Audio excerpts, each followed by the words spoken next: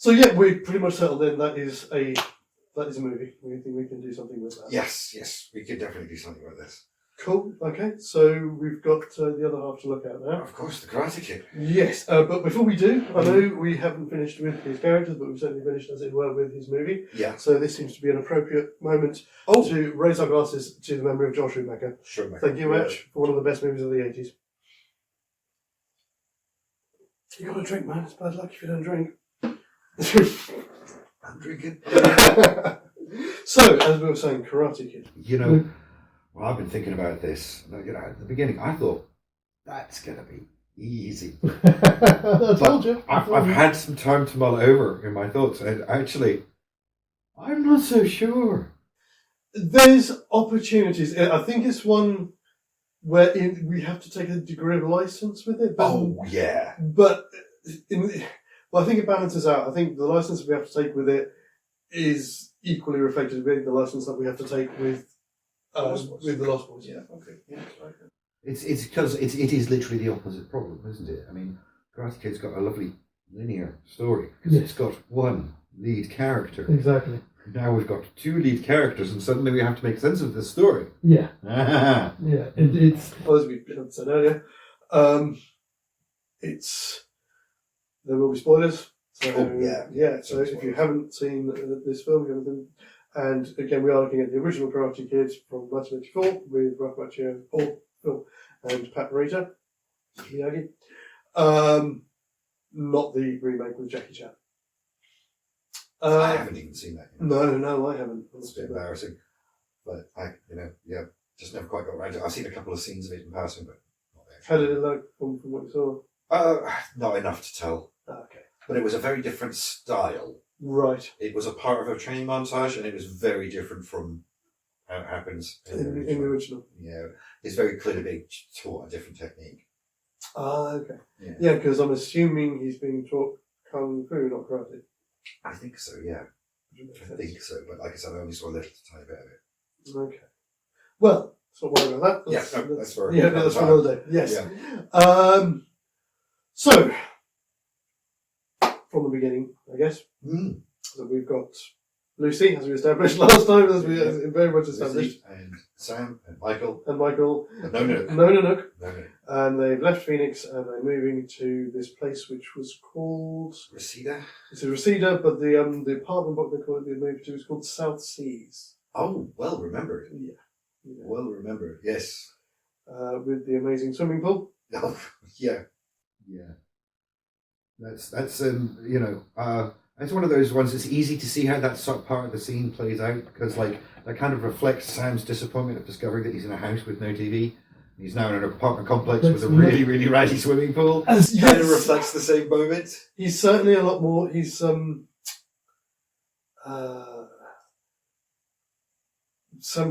a lot more stylish, shall we say, than Daniel. He's certainly a lot more conscious of his appearance than Daniel. Yeah.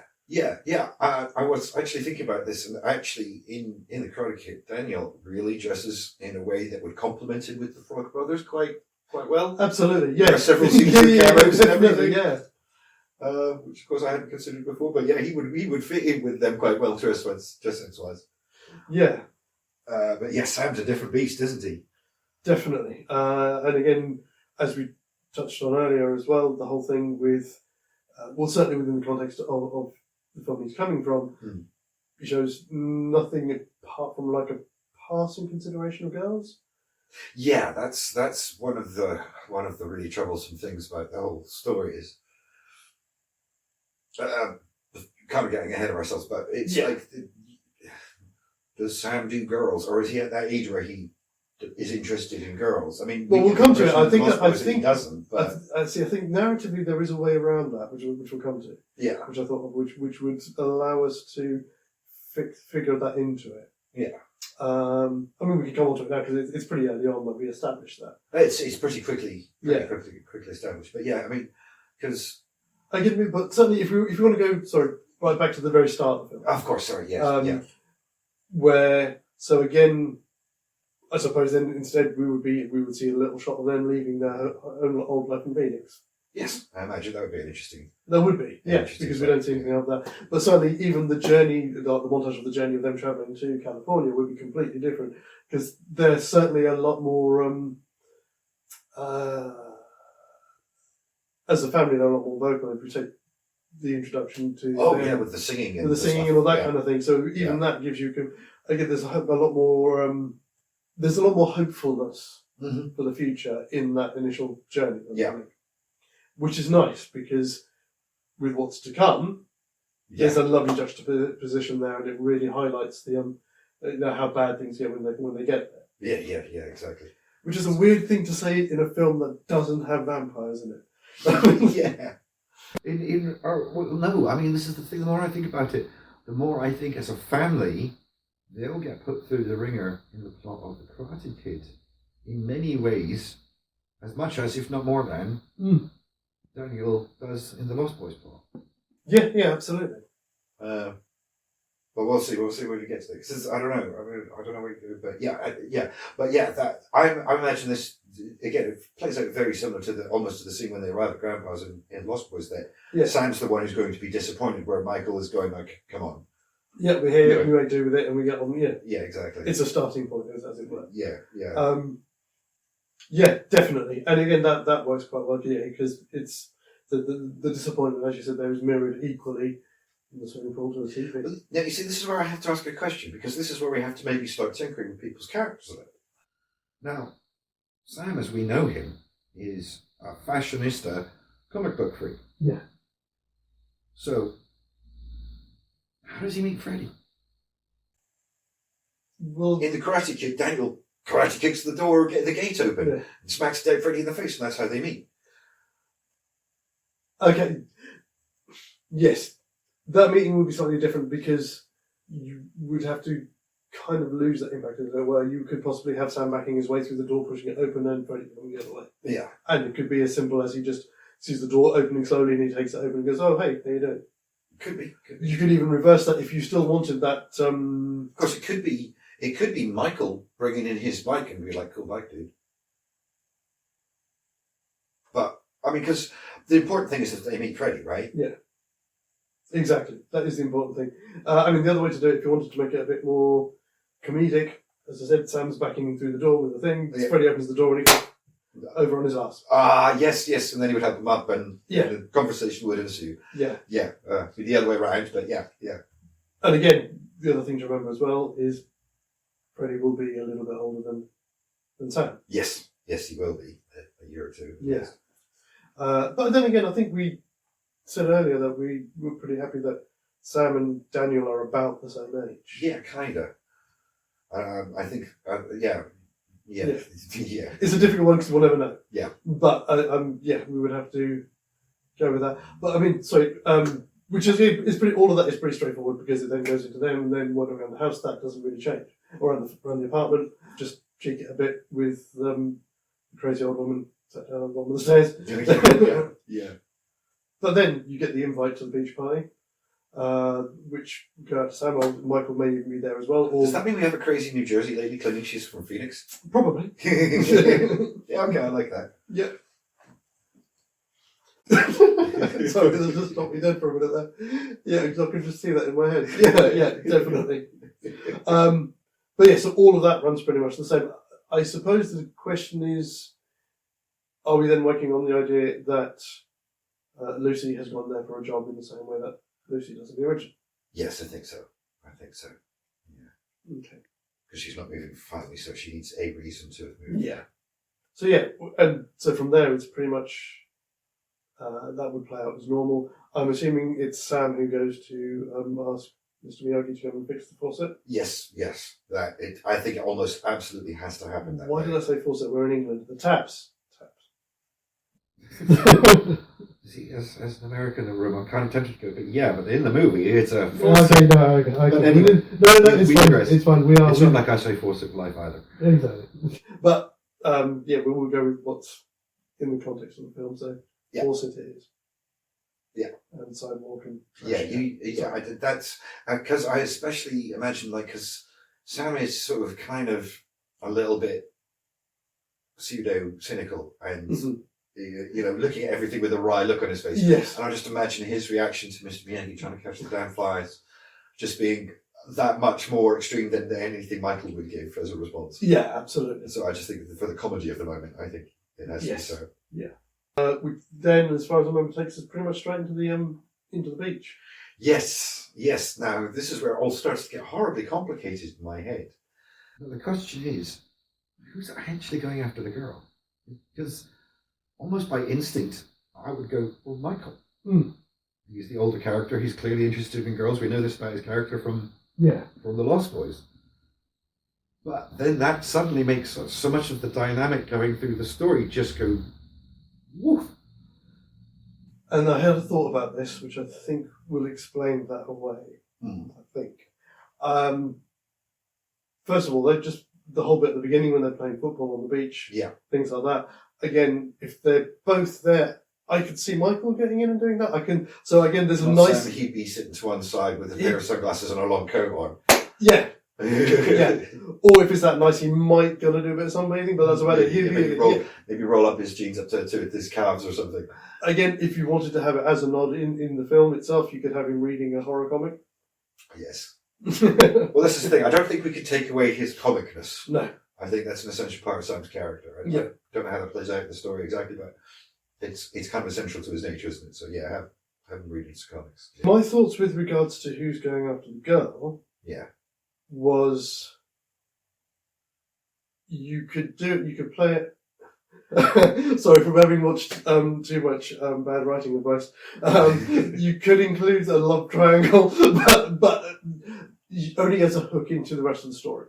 So you have it wouldn't serve any greater purpose. It would just be a bit of drama. Yeah, you could have. I forgot her name. I know it's Ali with an I. Ali with an I, of course it is. Ali with an I with her friends, and Michael spots her. Yes. Straight away, because you would. Yeah, of course. But she spots Sam. Okay. And, you know, she likes pretty boys. Maybe. Okay, all right. Maybe Michael's a bit too rugged for her. Oh, all right. Okay. Yeah.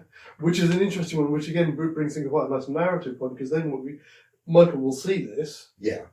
And think, I can play the big brother here and keep an eye on Sam through his first interaction with girls. Okay. All right. I can see that's. There is a strong. Michael might take the opportunity to be a little smarky, but I think he would do that. Yeah. He is a pretty caring person, I think. Yeah, and the brothers have that dynamic. We see that in the film. Yeah. So they do look out for one another. Absolutely, yeah. Which then brings us into the arrival Johnny and his friend. Yes, you see, that's where it all... This is where it gets difficult, because it's obvious, again, Daniel does the thing because he's the only one there, and that's who he is. Yeah. We don't see, we've got no basis we've got very little to work on to see how Sam would react in that situation. Because in the Lost Boys, it's slightly different, it's slightly larger than life. Yeah. And his general reaction in that is just to go, until something happens. Until towards the end of the film. So at this point... See, I don't know. I'd see Sam picking up a stereo. You do? Okay. Yeah. I don't think he would see it as an aggressive act. He would be just like, I'm just picking up the stereo. It's her stereo. That's fair. I don't, because I think, I see that conversation between the two of them on the beach. Yeah. At night being about how great his coat is. Yeah, it would have to be something like that. But I can see him doing it, but not as an act of aggression, not as a provocation. No, just as a gesture. Yeah. You hate your stereo. Yeah. It's hates your stereo. You know? And then he takes it further. Yeah. So this is where is Michael at this point? Well, has Michael left possibly at this point because he sees the two of them getting on? Well, see, this is I see Sam getting a good kicking, yes, and Michael jumping in. Okay. So again, the protective brother thing, but doesn't want to. You look at Michael's behaviour on the beach when he's provoked, and he just lays into David. Yeah. True. Hey, what the hell do you think you're doing? Yeah. Yeah, that's true. So, yeah, and that makes sense as well, because that would also play into the thing about him not, wanting to give that kind of older brother look out for Sam with Ali. Yeah. So he doesn't want to step in straight away and do anything. It's his fight. He wants to let him fight his own fights. Yeah. But when he sees that it's gone beyond his ability to control, that's when he jumps in. Yeah. Yeah. Perfect. That works. Okay. And again, that would be an interesting fight, because again, at the time, Jesse Patrick was a pretty big guy. Certainly even bigger than Johnny. Oh, yes. Yeah. And again, completely different styles. So you probably just go more like I would imagine it more like a street fight. Yeah, just like a straight up brawl kind of Yeah, thing. brawl. It will go, the fight will last a bit longer. Yeah. But ultimately. End the same way. Yeah. Yeah. Simply because of Johnny's training. Yeah. And also, if needs be, one of the other two might have to jump in and help him. That's also occurred to me. Yeah. It might not be. Who said this to be a fair fight? Exactly. There's nothing about this situation. Well, I guess I did the Cobra Kai, so. Yeah, exactly. Yeah. Yeah, definitely. Which again is an interesting point, which is a good opportunity to bring in another layer of conflict that's more directed at Michael. Yeah. From one of the others, possibly. Yeah. Because there are several other characters that they're like nascent characters. They're there and they have stuff to do within the film, but they never get developed too much further. So again, to a certain degree, we can allow for that to keep the thing together as it cohesively. Because you've got there's the guy with the blonde hair, isn't there? Who's isn't that Steve McQueen's son? That's him, isn't it? Is that Steve McQueen's son? One of them is, yeah. You're talking about Dutch. Yes. The one with the blonde eyebrows and everything. Yeah. Yeah. But then you've got the other guy as well, whose character is called Bobby Brown, isn't he? Who's the one who apologises at the end? Oh, of course.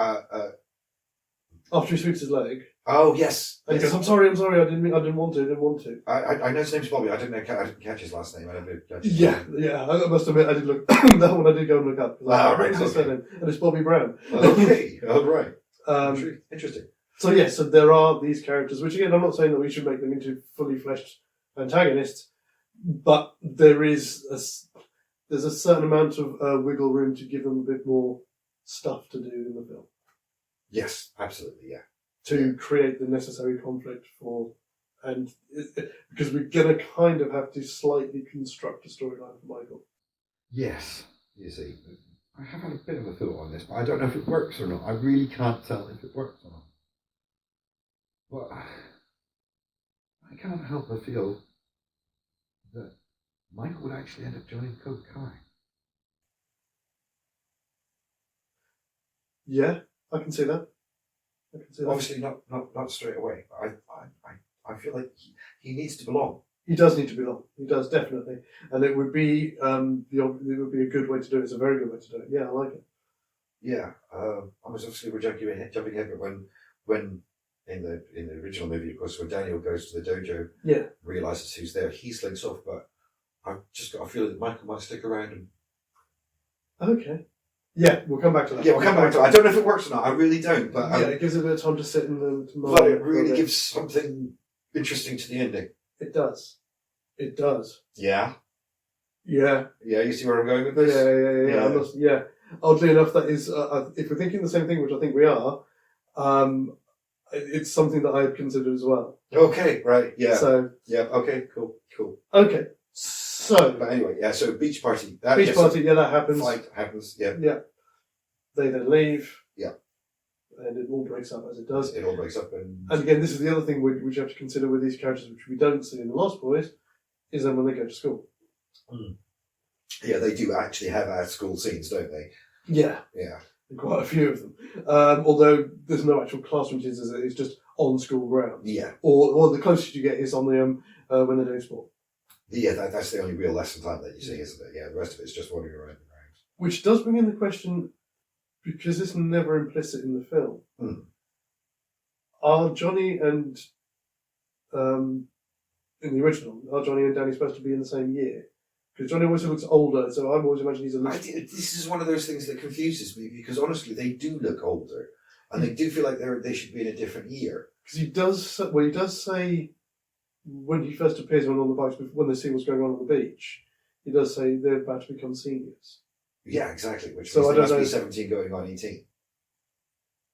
That makes sense. So yeah, and again, I don't know because I don't know how sports work in schools in America, but I always had the impression that you would get that, and the way it seems to be presented there is you have loads of kids from different years all doing sport at the same time. Is that a thing? I've been thinking about that. Maybe it wasn't a lesson. Maybe it was tryouts. The school team. Could be. Yeah. That would explain a mixed group. Yeah. Like that. Yes, because they're doing the cheerleading practice. Because I think Ali's meant to be like 16.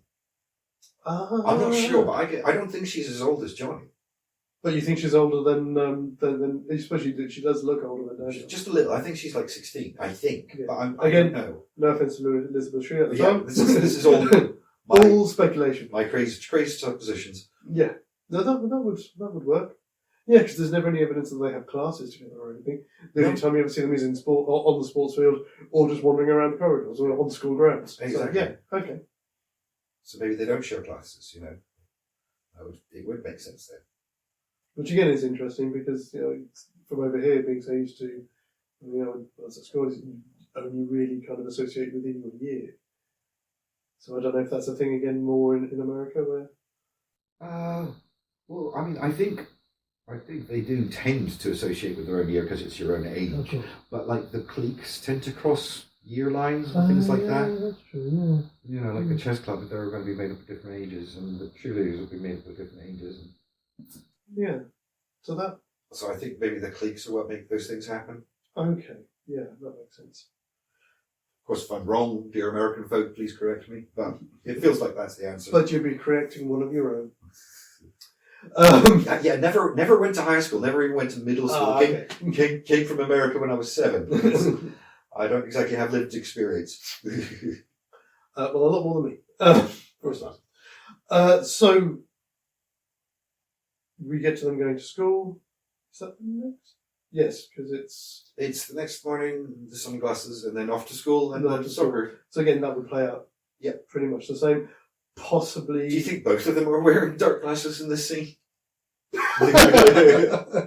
Well, I mean, this is the thing. This is the other thing we haven't. We touched on a little bit earlier because they are two separate genres, and how much of personality traits of the respective characters are kind of rooted in the genre of the film that they're from. That's one of those. So we could possibly afford to have a little bit, at times, slightly more, I want to say slapstick, but it's not quite. It's slightly more overt comedic moments. Yeah, little light comedy. Yeah. Because there is always something more, there's something very fundamentally spiritual about the Karate Kid. Oh, yes. But it still has. It has moments, yeah. Yeah, it makes me chuckle every time I watch it. Yeah, So yeah, I think both of them wearing sunglasses. Yep. Yeah, it just feels right. Yeah. I mean, I can even see there possibly Sam will be going off to get the bus, and I'm assuming that Michael will be riding his bike. Yeah. So a possible a longer exchange there with Michael and Mum about keeping an eye on him. Yeah, absolutely. By the way, Michael travelling on his motorcycle is one of the reasons why I think it might be possible that he would end up bonding with Kurt Khan. They Nice are, after all, bike enthusiasts. Yes, they are. It was one of those, hey dude, nice. Or, I wish I had a bike as nice as yours or whatever. That would work really well. So again, so we can put that even in on that first day of school. Yeah, because you see them on their first day of school and they're all clustered around the bikes, like showing off and stuff. So you can even, again, there's a scene there as well. He turns up and parks up next to them. Yeah. Confrontation, but then they're like, oh, yeah. And again, obviously, and because of his size, they'd kind of, and so one of them can offer an olive branch as begrudgingly as possible. Yeah. But it's a starting point. Yeah. You could even then, again, they're the same age, so they can, even though we might not need to see the classes, you can even show that they have classes together. Yeah. Well, that's the thing, because Michael is near enough that age, isn't he?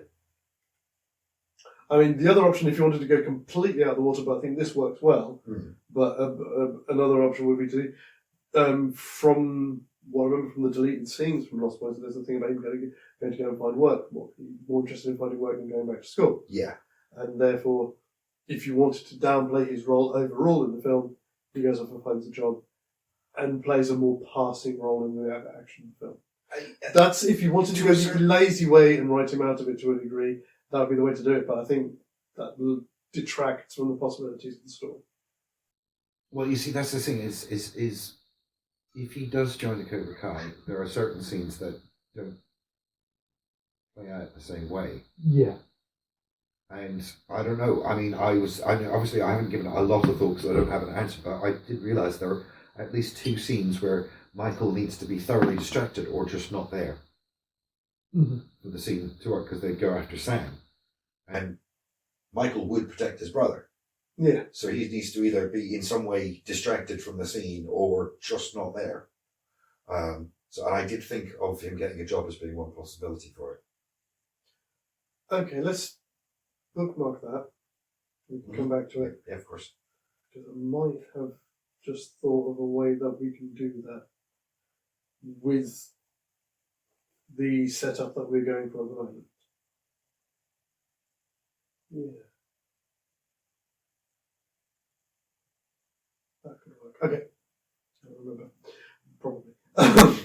Okay, so we've got a new, so we have added a scene with him exchanging words with Johnny and his gang about the Pikes. Yeah. We've got Sam now. I suppose the first time we see him is on the will now be on the playing field. On the playing field, yeah. Not playing keepy uppy. No, I don't feel like Sam's that kind of a show off. No. He's the don't mess with my hair kind of show off. Exactly. Yeah. Yeah.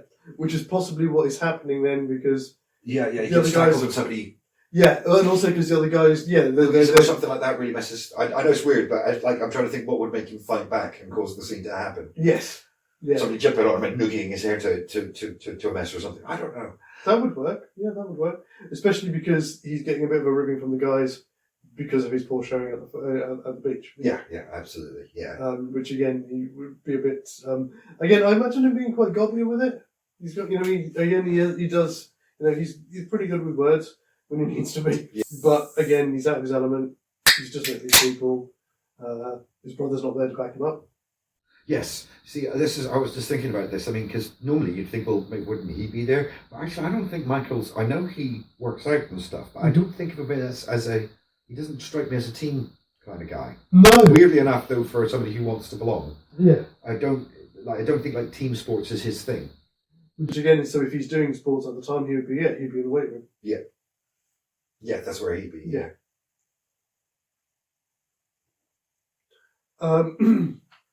So again, it does mean in some degrees that we'd be sidelining Michael, but overall giving him a more interesting arc.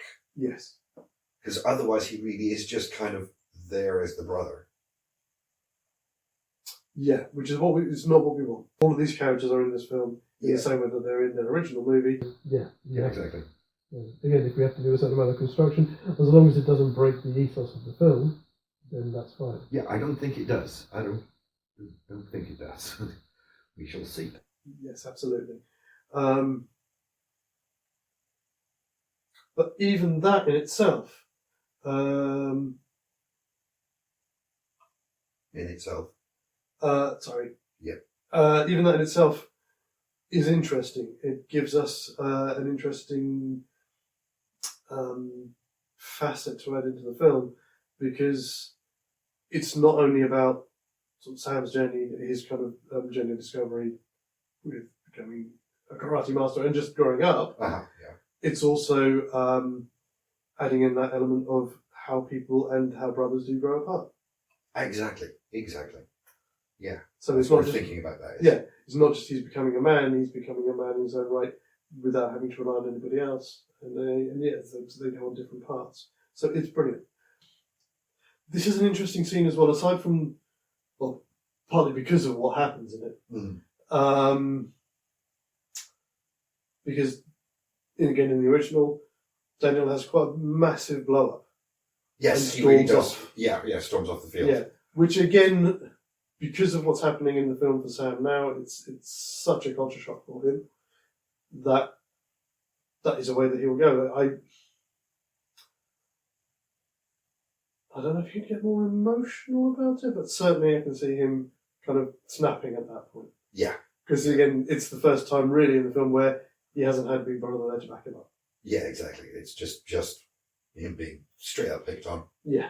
No two ways about it, yeah. Yeah, exactly. I think so. The next scene after that is it the karate? Is it the karate school scene? I think it is the karate school. It's pretty quick, isn't it? It is pretty short, yeah. Yeah. So that again plays out as we said earlier, and it's I mean, it can even be. Got it. Go on. So we were saying earlier, about having a bit earlier, where the Cobra Kai's offer Michael an olive branch. Yeah, yeah.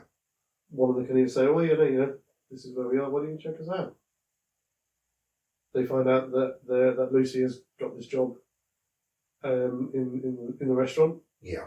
Again, possibly for similar reasons, or maybe it's just because she didn't think computers were her. She's certainly a more people person. Oh yeah, very much. So felt, you know, she was offered this job and she's going to feel more comfortable there than she would do. Similar kind of reasons to how Lucy in the original would do. Yeah, yeah, exactly. And just takes the job on spec. And then he says, "Oh right, we're right over the road from where these guys are. Let's go and check it out." Yeah. Okay. So it's Michael who gets them to go into the club. Okay, right, of course. And when Sam sees who's there, Exactly. he slinks off. Yeah. And goes to meet his mom. Yeah. But Sam. And also, yeah, and because Michael has had that extra interaction with Johnny and the boys that Sam doesn't know about necessarily, because in the narrative, we don't have to show them him talking about it. We don't need the exposition of him saying, "Oh yeah, I've talked to those guys, they're fine." We just know that that's happened for him, but it's not happened for Sam. Yeah. So he just thinks off, and he knows there's an issue there. Could possibly even try and stop him, and he's like, "No, I'm not having any of it." Sorry, who says what? So as soon as Sam sees that they're there, that Johnny and the rest, he goes to leave. Michael might say, "Give it a chance." He'd be like, "No, I don't want anything." Yeah, of course. Yeah, no, he would want nothing to do with that. Yeah, and because Michael's seen them in a slightly different light, stays. So in the original film, of course, we were watching Danny have dinner with his mom, and in the background we can see them coming out of the dojo, realising they're there, and obviously hatching some sort of plan. I imagine in this version of the take, we would be watching Sam have dinner with his mom. Yeah. And in the background, they would spill out, but they'd be with Michael, maybe, and go off on their bikes. Mm-hmm.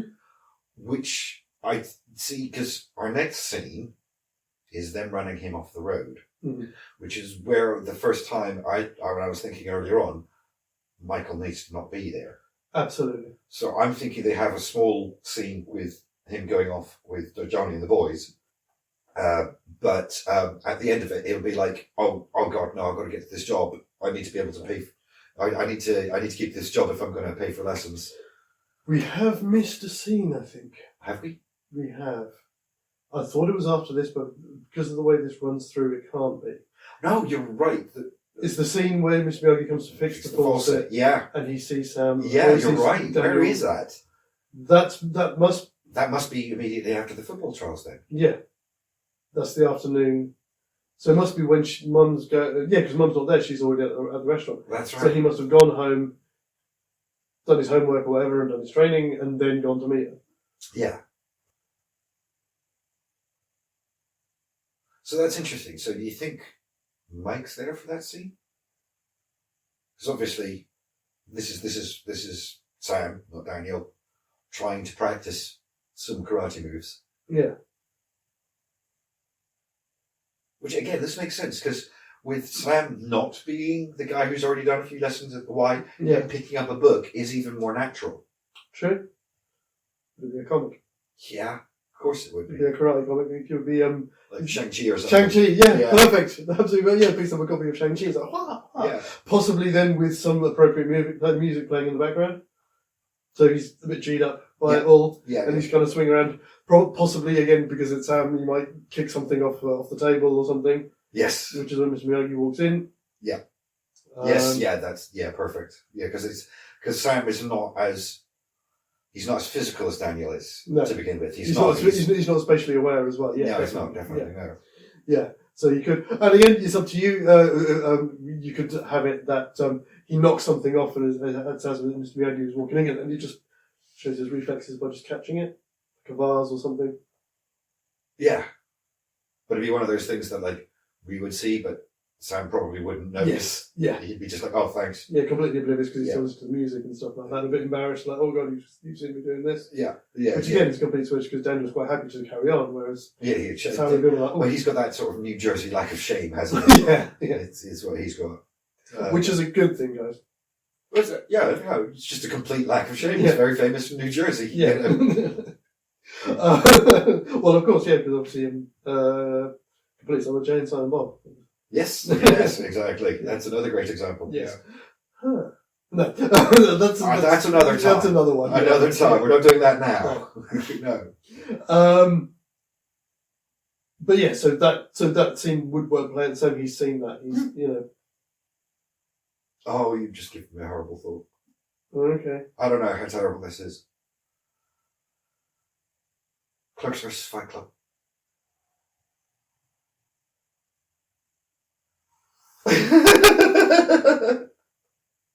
Is that terrible or what? You're going to have to come back and see if we do that. Well, yeah, we'll have to think about that one. Yeah, sorry, I like that was too good not to say. No, absolutely, no, that's brilliant. At least this way we won't forget it. Yeah. Yeah, so that scene would play out again. Motivations will be slightly different. In terms of I guess, as we were just saying, Sam would be a bit more embarrassed, a bit more self-conscious as soon as somebody's watching him. Yeah. But it plants the seed there, which is what we want. Yes, exactly. Yeah. So we know, so that the audience knows, and Mr. Miyagi knows that while he may not be a puritan in terms of any particular style, he is interested in self-defense. Yeah. Yeah. And you would have seen, because he's seen, even if he's just flailing around wildly, he's seen at least a base level of his ability. Yeah. Which is basically what that scene served. Are we saying that maybe like Michael is actually like out looking for a job at this point? Yeah, again. Because it feels like actually it should just be Mr. Miyagi and Sam. I think this is one of those ones where we don't need to dot that I. It's just not there. He's just not there. As you said earlier, because story. Yeah, of course, yeah, because story. And then we can wind back forward again to where we were. We will then again. We can just say because of story, unless you want. No, you said there would be a scene between the boys. Yeah, because you need to see him go off and actually. Yeah, otherwise there'll be too much of a because we've seen him with him, and if he's not there, you'd be asking why. Yeah, because otherwise it's going to be a much more of a leap. Him actually joining Cobra Kai, but if you see him bonding with them over something else.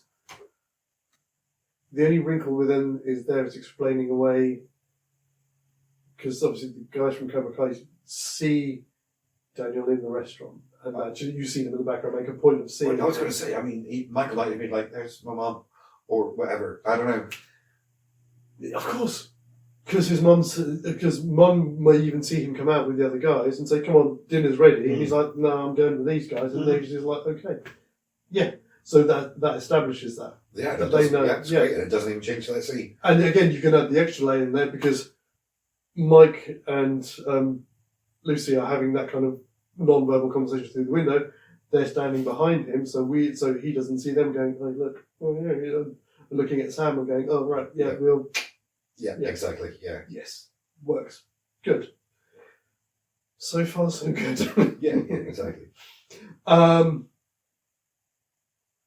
yeah, because they know where Sam is going to be later on. Yeah. They've gone off with Mike, but like I said, if Mike then goes off to presumably this job he's found or something similar, then they go off, and that's when they run Sam off the road. You could even theoretically say to have one of the other guys say, "Are you looking for work?" "Oh, well, my old man needs some people," and goes off with one of them. So if there's one less of the guys, he goes up. So that's an excuse. "Oh yeah, my old man is he's always looking for labourers or people who are willing to work. Come around to me." So they go off. Yeah. And then the rest of the guys go back. Yeah. Yep. Exactly. That's even better. It makes it nice and tidy. Yeah. Gives him more reason to side with them. Exactly. And then you have the scene as it plays out with him being run off the road. That doesn't change really. No, it doesn't. No. Which feeds in very well into that. And again, it's one of those scenes. I think I've appreciated more as a grown up than I did probably as a kid. Where Daniel loses it and throws the bike in the dumpster. Yeah, just totally trashes it. Yeah. Yeah, and completely loses it, and then all of his anxiety and his angst about the move. Excuse me. Try tickle there. Yeah. That's why I recommend homemade wine. Yes, he does. He loses it. That's the whole, I don't want to be here, I want to go home. And again, I don't get it, I don't understand the rules. Exactly, and it works because there is so much going on for him there. Yes. He's first stirring from his loins, yes, shall we say? Yeah. So you've got that. He said you've got this slight distancing, disassociation with his brother, completely new state, new way of life.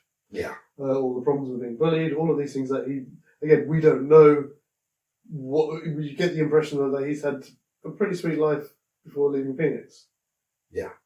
You do. Not a perfect life, but he's pretty good. Yeah, he's comfortable enough in his ability to handle any situation in his hometown. Yeah. Whereas, as I said, the whole fish out of water thing again, and so we see that there, and again that will play out. I mean, again, I imagine his mum's reaction being, I can see that scene running a bit longer. Yes. Because Lucy's more of a talker. Yeah. She will rather find she doesn't want to put the foot down until the very last moment. No, exactly. Yeah. So. She's very much more of the let's talk about this. Yes. Rather than. You want to get the question that it affects her more. Yeah. What her boys are going through, will go through. Well, with Lucy, whatever's going on with her is obviously so much more recent. I mean, because in original Karate Kid, they don't really ever mention Daniel's dad. No, so whatever happened to him, must have been quite a time in the past. They've been on their own for a while, whereas Lucy is very much newly divorced. Yes. Yeah, this is the new world for them. Yes. So she's a lot more concerned with how it's affecting them. Yeah. Because, so he's not just suffering from the loss of his home or his friends, but also like all of the money that came from having a stable family background and all of those things.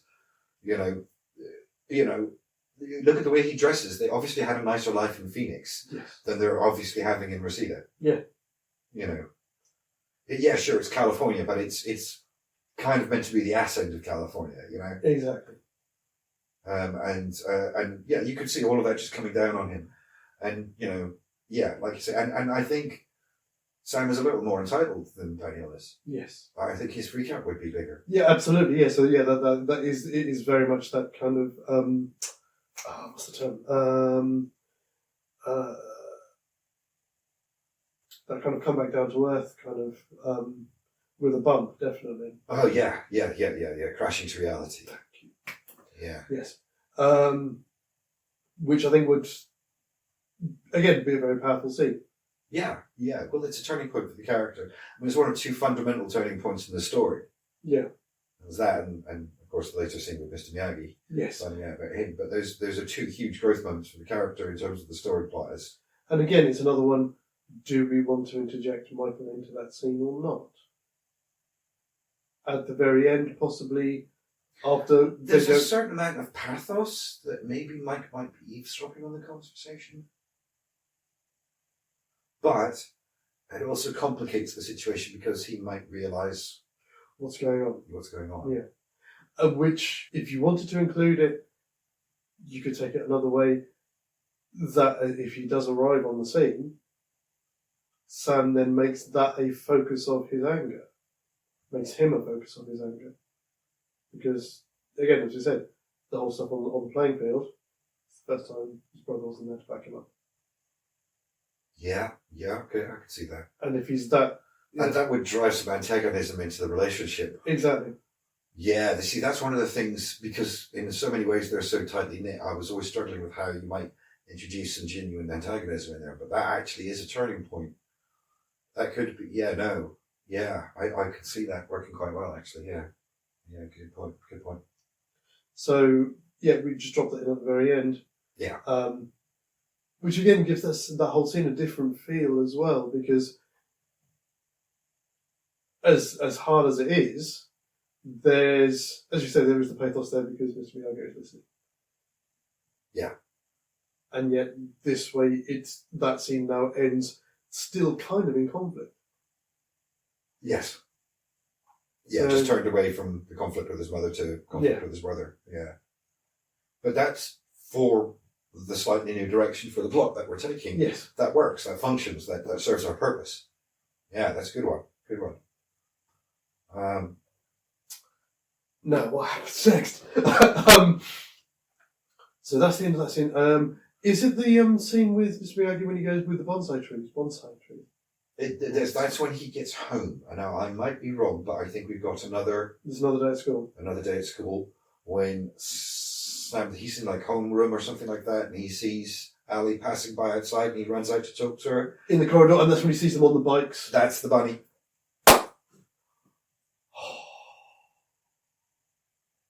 High five. Because that scene plays out the same, but Michael's with them. Exactly. Yeah. Exactly. Yeah. Yeah, you're starting to see it. Yeah, definitely. You know, and it's again, there's more layers to that scene. It's still that him avoiding the confrontation and running away and having this pseudo argument with Ali, but there's the extra layer. It's not just them. It's his him, brother, it's Michael as well as his brother. It's just that extra kick in the teeth for him. Awesome. I like it.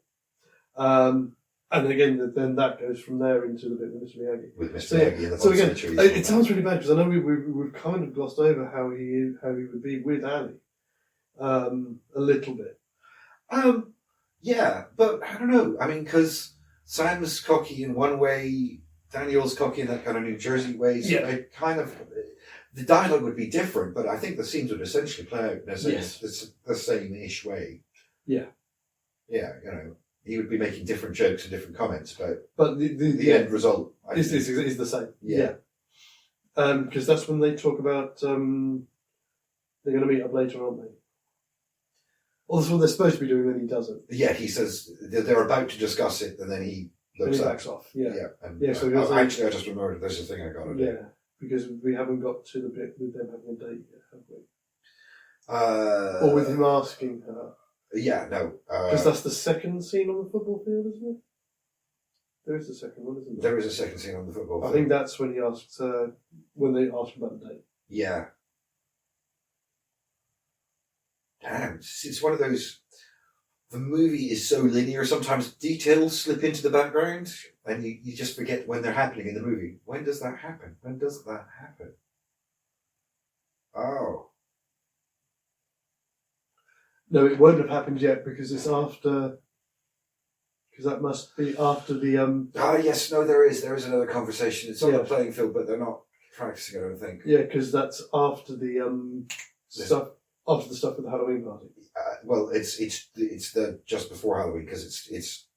Are you going to Halloween? Because I haven't been avoiding you by the way. That's this scene. That's this scene, isn't it? Yeah. Yeah. Well, no, because at the moment we're still getting ahead of ourselves again. We are. No, so we're do know what we're talking about. Trust us.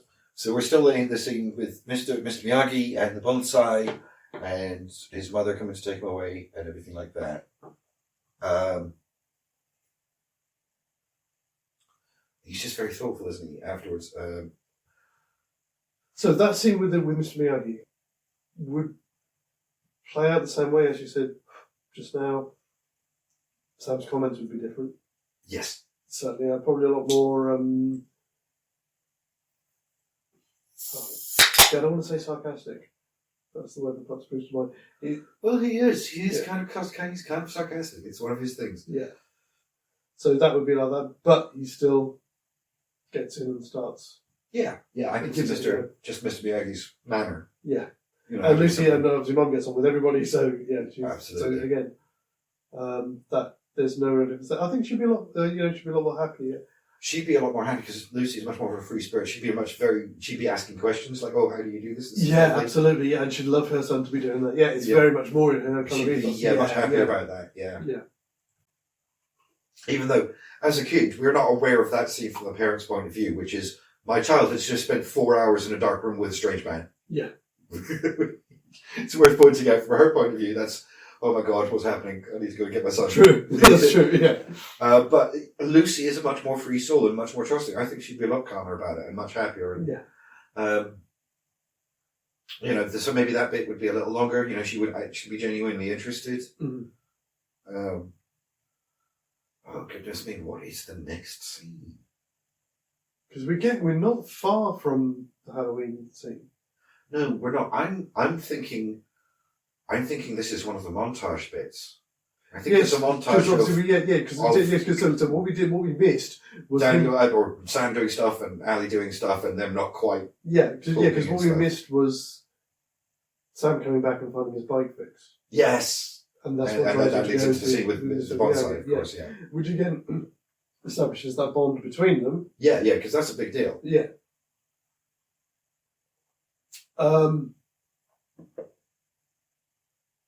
I'm pretty sure it's the lead-in to the Halloween thing, isn't it? Well, that's what I think. I think the next bit literally is just a montage in the film. Yeah. Of various moments over the next couple of weeks of their approaching. Yeah. I'm sure you can see Ali, like, making Halloween decorations for the prom night or whatever, for the party or whatever it is, and stuff like that. And I mean, the thing that we can... Presumably Sam, not Daniel, in the background and stuff like that. I think we can throw in here as well just a very short scene with Michael joining the Cobra Club. Well, I was going to say, you could create... you can make that part of the montage. A couple of quick little scenes of him being slowly indoctrinated. Yes. Taking classes and meeting Kris. Yeah. You know, that whole no mercy shtick. And again, if you want to do it within that montage as well, again, it's a nice way of visually representing that's moving apart of Sam and Michael. Well, that's it. The juxtaposition between those two things really work well as a montage between, interposing them amongst each other. You know, the contrast of... But he's getting on with his life, he's getting on with his life, but when you see them in the same environment, they're very much removed, which is a stark contrast to where they are singing together or whatever in the car on the way there. Exactly, absolutely. Yeah, definite moving apart. It works. So it will work. Yeah, you have the same montage, you just got this extra sequence of scenes in it. Yeah. That create that juxtaposition. And it works, I still think it works as a montage. And I was thinking, but the question is kind of resolved itself. Yeah. With regards to the Halloween party itself. We will go with Sam going as the shower.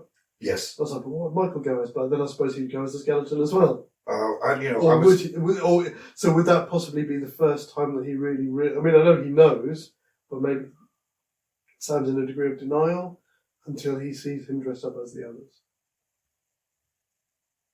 Yeah. Or would you see Michael not even going to that?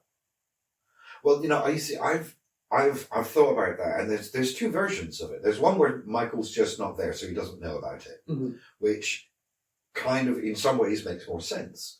But there's another version where Michael is there, because in that scene there is one dude who's like, no, he's had enough. Yes. Stop it, he's had enough. He can't even stand up. And that would be Michael. Awesome. So there's two theoretical versions where there's one where Michael just doesn't know, so he's not morally responsible in that scene. Or he is a part of that scene because we've seen him being indoctrinated, but he's still there going, no, that's enough. Yeah. That's enough. Of course, Johnny does what Johnny does in the scene. Yes. But, we know that he's not completely lost. I don't know. I really don't. I think I'd like him being in the scene. Okay. The only caveat I would put to that is that when we get to the point where they beat him up and he says, no, he's had enough, he leaves. Mm-hmm. I was just about to say that. It's the only thing that makes sense. Yes. He can't be there for the final bit. Yeah. The only problem I have with even as I say that is, would he leave or would he not step up to defend him? You see, this is the problem. This is the problem with what I'm proposing. So, the only problem with it is there's two ways of resolving it. We need to see something in his indoctrination that would challenge or that would block his filial loyalty, if you like. Yes. The only other way to do it is something else outside of the dynamic of what's happened to them that they've got here, or something that's happened independently of that has brought. No, we've got it. We've already got it. Have we? Yes. What? Sam blowing up at Michael for being a party or not being there for him. If Do you think Michael, that's powerful enough? it depends on how it's played. If that scene is played right, that could Well, like if Sam actually gets like vicious about it. Yeah. Yeah, I suppose. That is like, all right, fuck you then. Well, if you want to be on the if you want to do the show, you sort of I have your own suppose stuff. that combined with the whole no mercy diatribe, you know, which also plays in as well, because the one thing that we haven't really considered or haven't kind of touched on as much is how the move has affected Michael. We've looked at Kesar as the main character because it drives the plot forward. But the fish out of water trope applies to Michael just as much to Sam. Yeah, it does. It does. It's one of those things. It's easy to overlook because the sort of story lends itself so naturally to bending around Sam as a character. Yeah. Maybe that's something we need to analyze earlier in the movie. Maybe that's something we need to go back and fix. I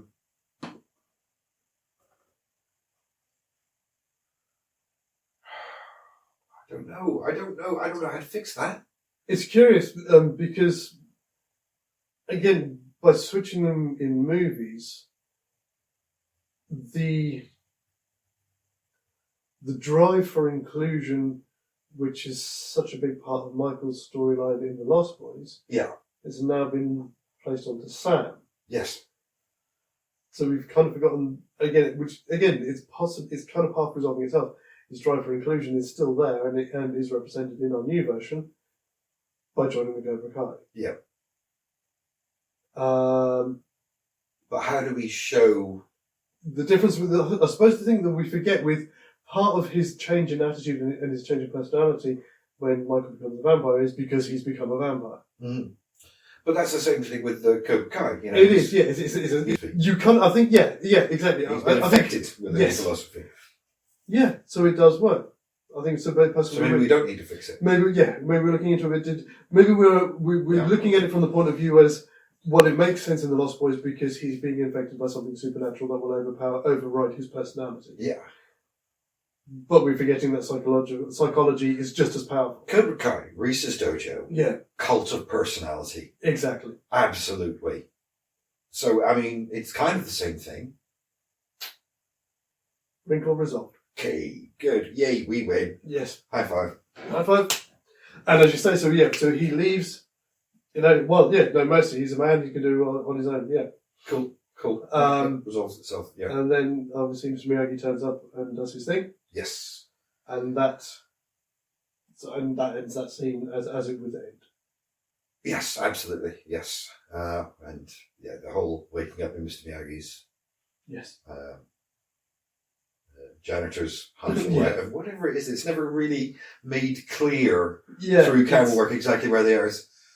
I'm kind of imagining it's the janitor's office, but it's kind of like an apartment as well. He seems to sleep there as well. I'm really not sure. Which always makes me wonder about the house. It's like, you own there, but what? Do you go there on your days off?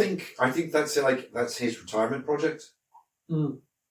You know, he's working there, and he has an apartment as the janitor or the handyman would do. Yeah. Live in an apartment on the complex, and then he's obviously saved up over the years and bought this little plot of land and is slowly building a house, like for his retirement or something. Because it's so goddamn nice. Nobody has lived there, have they? No. Everything's untouched. Yeah. Yeah, absolutely. Okay, so we've got as far as being beaten up and wakes up. So we're at the scene where it's go talk to the dojo. That's what that whole conversation's about. Yeah, so you have the thing where he agrees to train him. Yeah. And then they go and speak to the dojo. No, again. he doesn't agree to train him. He agrees to take him to the dojo. It's only after you go to the dojo that he agrees to train him. And again, that scene plays out the same. again with an interesting dynamic because Michael will be with them. Yes. Well, there are a couple of characters, like there's one dude when they go to the dojo who gets like distracted. Yes. And Kris picks on him. That's And I kept thinking, could that be Michael? Yeah. Because it would make sense that he'd be like, oh shit, over his shoulder just at the wrong moment. Worth thinking about. It is, but it also comes back to what I didn't say earlier about how it answers the question where Michael is through a lot of what happens later through the training parts. Yeah, of course, because Michael's doing his own training. Michael's doing his own training, but there is still stuff that happens. I mean, I know with the rest of the gang, but you could even throw in a few scenes because Mr. Miyagi takes Sam under his wing. Yeah. So because of that, Kris takes Michael under his wing. Of course. Oh, well, yeah, of course. And so you can throw in a few extra scenes of just them training. Yeah. Which is nice because Kris gets a bit more development as a character. Yeah, absolutely. Which he kind of, I know he does in subsequent films in the series, but it would be nicer to get a bit more of him. In the start. Because he's just a bad man, and that's fine. That's all you need. Yeah. But actually, these scenes, because we need these extra scenes, we've got the opportunity to develop Kris and the philosophy of the dojo more thoroughly, which I kind of like the idea of. Brilliant. You know, because you get this very cult-like impression about the whole thing. Oh yeah, the original. Oh yeah, absolutely. But it would be kind of interesting to see like how he indoctrinates people and how he goes through that process of, you know, how the cult of personality operates, as it were. Yes, it'd be interesting because in his own way, Mr. Miyagi's is kind of like a tiny little cult of personality. It's like two different personalities conflicting. Yeah. Again, it's got a nice little yin and yang thing going on. Yes, that's the bunny. Yeah, that's the bunny. That works. Which then brings us neatly up to a lot of the training stuff. And the next bit is these. Well, this is the second half because the Karate Kid's a movie 2 halves. Oh yeah. And this is that turning point from fish out of water, all of that stuff, confrontation, and then they go to the dojo and it turns into the training movie and becomes about the martial arts and about the philosophy and all that. Yes, so we were talking about the next. As we go into the second half of the movie. By the way, I don't know if you've noticed, but he was looking over your shoulder before. Okay. I have nothing to add to this situation.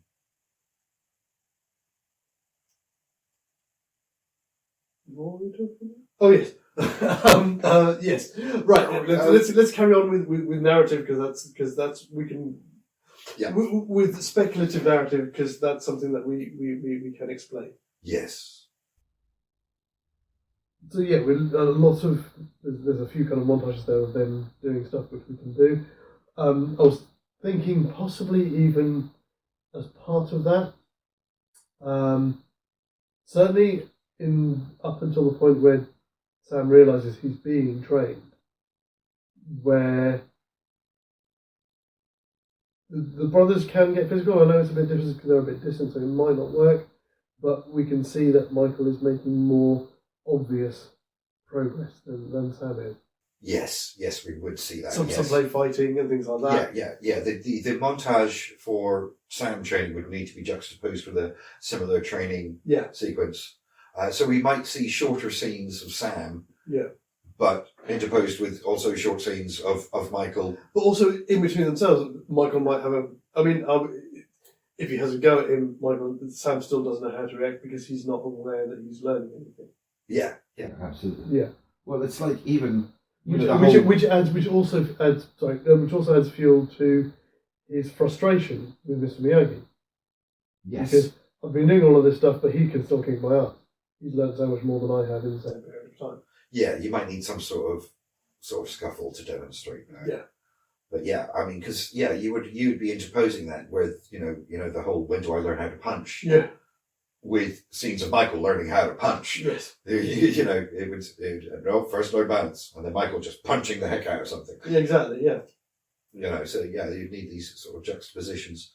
So it'd be interesting because we'd be watching both of their progress in the second half of the movie. Yeah. Which is brilliant because again it comes back to that thing about giving both of these characters agency within the film, and that does that, and it still makes us. It also throws up An interesting So point. do you think Michael would come to supersede Johnny in Kris's estimation?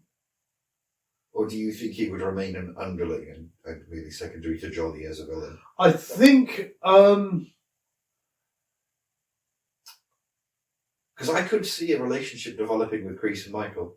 I think he can see him as the next Johnny, because we have the thing to remember, and it's something that it's not mentioned at all. It's dropped in almost as an afterthought at the end that Johnny is already 2 times under 18 all counties champion. I didn't know that for certain, but I had assumed just by the way that these guys behaved that they were used to dominating the tournament. Yeah. It's definitely, he mentions it certainly towards when they get to the final fight. Yeah, It does mention returning 2 times champion. I just wasn't paying attention to that bit. Yeah. Clearly. So he knows that he's got his money riding on Johnny. He is a Like Johnny's a safe bet. He's a safe bet. Yes, yeah. Yeah. He's a tri-thoroughbred. He knows what he can do. But this guy's just come in and he's doing this with very minimal training. So when Johnny gets to the point where he wants to go and do other things, is Michael his next best hope for continuing the run? One of the things. Obviously, we'll get to it a bit further on, but it's one of those things because as soon as you entertain the idea that Michael joins the Cobra Kai, you have to ask who is the final showdown with. Is it really with Johnny? We'll It come to starts that. out being the I've got an antagonist, or idea. is it Michael? I've got an idea. Okay, go on. But we'll come to that. We'll come to that later. Yeah, sorry. I just had to point out it's one of those things that begs But the question. what I was going to ask, it's possibly not the best time to ask it, but it seems the appropriate time because it's just occurred to me. Yeah. Because we have these very strange journeys going on now, Yeah. from a discussion point of view, it also begs the question, who is the Karate Kid? Because they both are technically. You know, I did briefly, the question briefly flashed across my brain, and then I realised that I had no idea how to answer it, and so I pushed it to one side earlier on. But I think for this story to play out with any meaningful catharsis, Sam has to be the Karate Kid. I agree. But I would also throw in as a counterpoint to that, it also stands as a question in its own right, because you can answer it with the response, they both are, because it's for everyone. That's true. I mean, yeah, Your journeys are different, there's which is no- again, which I think is quite nicely borne out. If you want to get a bit better about it, it's quite nicely borne out when you look at the events. Certainly, because I've only seen season 1 of Cobra Kai. Yeah. And that's which is interesting as well, because what we're doing here, what we're proposing here, is borne out narratively within the confines of this universe in Cobra Kai. I suppose you're right. Yeah, that is In a different way. Yeah. That works in the narrative there, but it's not a dissimilar situation. Yeah. I guess I can see your point. But yeah, I mean, again, although an argument can be made for that, I think But yes, for meaningful catharsis to occur. yes, and for the time when it was looking at Because considering although- that this was at the time that this was made without the forethought of everything that came after it. Yes, absolutely. Sam is. It's his absolutely. story. Because even though we're following Michael's journey along with Sam's, Mhm. it's Michael is not struggling in the way that Sam is struggling. Yeah. It's not Michael's fight No, it's not. in that sense. If that makes sense. It does make sense. It does. Yeah. You know, he's there, but it's not his battle. It's actually Kris's battle. Yeah. That Michael might be fighting. Yes. Even the original film, we look at Lost Boys. Yeah. It's even though it's Michael's problem that drives the plot. It's how Sam Deals with it. deals with it. Yeah. He is the audience. He is the protagonist. Yes. Yeah. So agreed. But yeah, so that works. We also get as we were saying earlier, the second bit on the playing field, which leads to them having their date, Yes. which again would all play out pretty much the same. The only difference is, rather than Ali's parents being rather dismissive of dismissive of Daniel because they're working class. They're dismissive of Lucy because she's a free spirit. She's a hippie. Ooh, hippie bad. And she also drives in an appropriate vehicle. It's a ute they've got, isn't it? Yeah, it's an estate of some sort. I don't know. No, it's not an estate because it's got a back trailer, hasn't it? Because the bike's on it at the beginning. Oh yes, of course it is. Yeah. So it's got to be some sort of ute or Yeah. pickup. But it's not a pickup, so it's because it's got a bigger cabin. Yes, it must be. So, Yeah. it must be a ute. Yeah. So I mean, even that is just a horribly inappropriate suburban vehicle. Yes, to be showing And up then with- her being clearly a hippie type. And, Yes. And the moment she opens her mouth, of course, that'll become ever more apparent. Yeah, exactly. Yeah. So, I mean, you don't have the embarrassment of having to try and jumpstart Start the the car, vehicle, yeah. but you've still got just mom's a hippie. Yes. Oh, yes. Yeah. You know, so. Whew, the patchouli oil. That. Yeah, exactly. Yeah. Yes, it's that. Yes. Is that some sort of oil? It's patchouli. Do you like it? Yeah, I can see. So again, even though the characters are different and the situations are slightly different, the situation still plays. you're going to have a similar play out to it, I Yeah. think. Yeah. And again, the whole thing with how the date plays out, that would work the same. And the bit at the end with the guy with the car Yeah. and things like that, which again is something we don't see so much, but we know that Sam can drive. That's true. That is true. Because After all, at this point, Mr. Miyagi has made him drive to the dojo and back. Yes, exactly. Yes, absolutely. And also, as we Because there's the whole, I don't have a license, neither do I. yeah, exactly. And So, and more importantly, as we know, burnt rubber does not mean Warp speed. exactly. So Yeah. he can drive. Yeah. So, which again is nice. I love that lovely. There's that lovely synergy there between the classic cars. Yes. I Oh, yes, did there think- is. Yes, there. I did think. I did think as well. For some reason, when we get to that point where he gives him the car, I don't know if you'd have taken that one. Hang on a minute. I've just noticed something that we've kind of overlooked that What's we that? should have sorted out at the beginning. Okay. Is what we're talking about right now. Sam driving, Mhm. Sam eventually being gifted a car. Yeah. He needs to be at least a year and a half older than he is. At best, Sam is 14 in Lost Boys. But I thought we established it for our purposes that he's 15, same age as possibly a month. So we were able to, right. I'm not sure that we actually went over that at the beginning. I thought I'm pretty sure we said at the beginning that we've established that him and Daniel are the same age. They may be months apart because obviously Daniel turns 16 in the film. Right. Well, no. Because remember you said he turned 16 in the film, so he must have a license. Yes, So- we know that about Daniel, Yes. but about Sam was originally written as at best 14. Okay, that's a change because I know earlier when we were looking at. Or is he 15? Is he just I a think very that- small 15? Am I just making assumptions based on the size of Corey Haim? Well, Corey Haim. I mean, He always I'm was sure kind of a if small dude. if you look at the for the time when the respective movies are set, I would say Corey Haim was bigger than Ralph Macchio. What year was Lost Boys? Was that 86 or 87? 87. 87. All right. 88, he did License to Drive, playing a 15-year-old serving 16. Sorry, who? Corey Haim.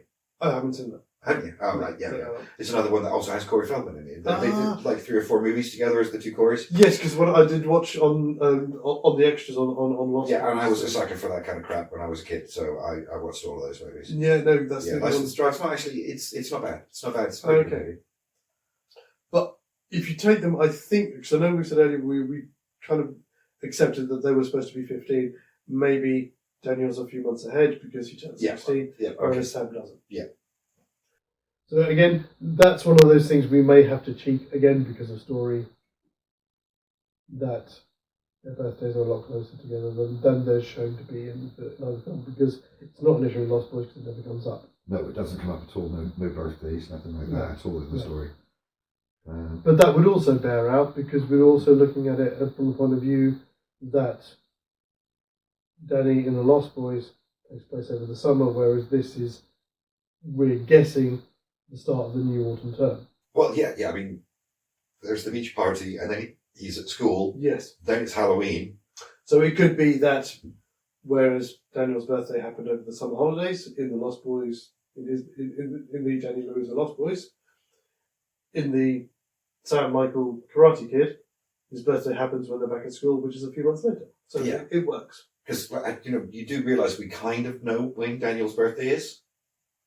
Because they're shortly before Halloween. No, it's not before Halloween, it's after Halloween. It is the day before the tournament, which, as we know from the poster, is the 19th of December. Yes, it is. So we know that Daniel's birthday is the 18th of December. Yes, that's true. Which also means, by the way, going back to what I was saying before about Daniel being kind of an ass, do you realise that he runs out going, "Oh, Mr. Miyagi, I've got to go, my mum's making me a secret birthday cake." But never goes there. And never goes there. Yeah, those cruising for girls. Yes, that's very true. That is very, very true. Kind of an ass. Anyway, we're not talking about But Daniel, again, either we're way, talking about that Sam. makes sense because it's a period of time that isn't covered in the Lost Boys, so there is no reason why Why Sam's wouldn't- birthday couldn't be there. Yeah, no, there's no reason to assume otherwise. Okay, that's brilliant. But the other question that I was going to have about that is, would he pick the same car? I think he'd pick the car at the other end. With the blue and white. The blue and white one. Again, it's a nice little nod to the original film. Plus, it's a saloon as well. It's a sports car. The guy who Ali goes and speaks to is in a sporty car, Yeah, that's true. which the one that he picks isn't at all. It's a lovely car, but That's a beautiful car. yeah, Yeah, you're right. I think he'd go for the one at the other end, the other two-seater. Okay, yeah, I can see that. But it doesn't matter anyway, because whichever one he picks, the keys are going to be in the car with the dog tag. No, of course, yes. Which is obviously we have overlooked that scene. But again, I don't think we need to change it because again it's a very powerful scene, and I think at that point in the story, Oh, you with mean what's- Mr. Miyagi's anniversary scene? yes, Yeah. I think at that point in the story, by that point, with what's going on and what we've established, this disassociation between Sam and Michael in Yeah. the storyline, his identification with Mr. Miyagi as a father, uncle, a paternal figure. Yeah. And again, coming into this very spiritual ethos of Karate Kid on the whole, Well, would not change that. I mean, and it would start dude has kind of saved him like 3 times already.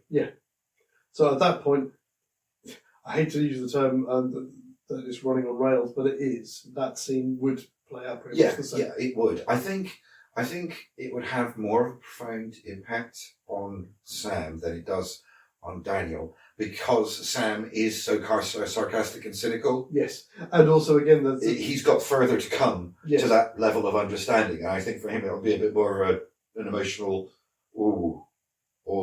like. Whereas Daniel's like he takes it in, but it's not like he takes it in and he learns something. Yes, But I think he would have a visible reaction from Sam. A absolutely. very visible reaction to realise coming to understand the man he's dealing with. Yes, You know, which is one of those things because it's interesting because watching it now as an adult, as compared to when I was a kid, the context of that scene I missed most of it because it wasn't just that his wife and child died in childbirth, yeah, but that they were in a detention camp in the Second World War yes. for the Japanese, whilst he himself was fighting for the Americans. Yes, Like, oh my God! I know.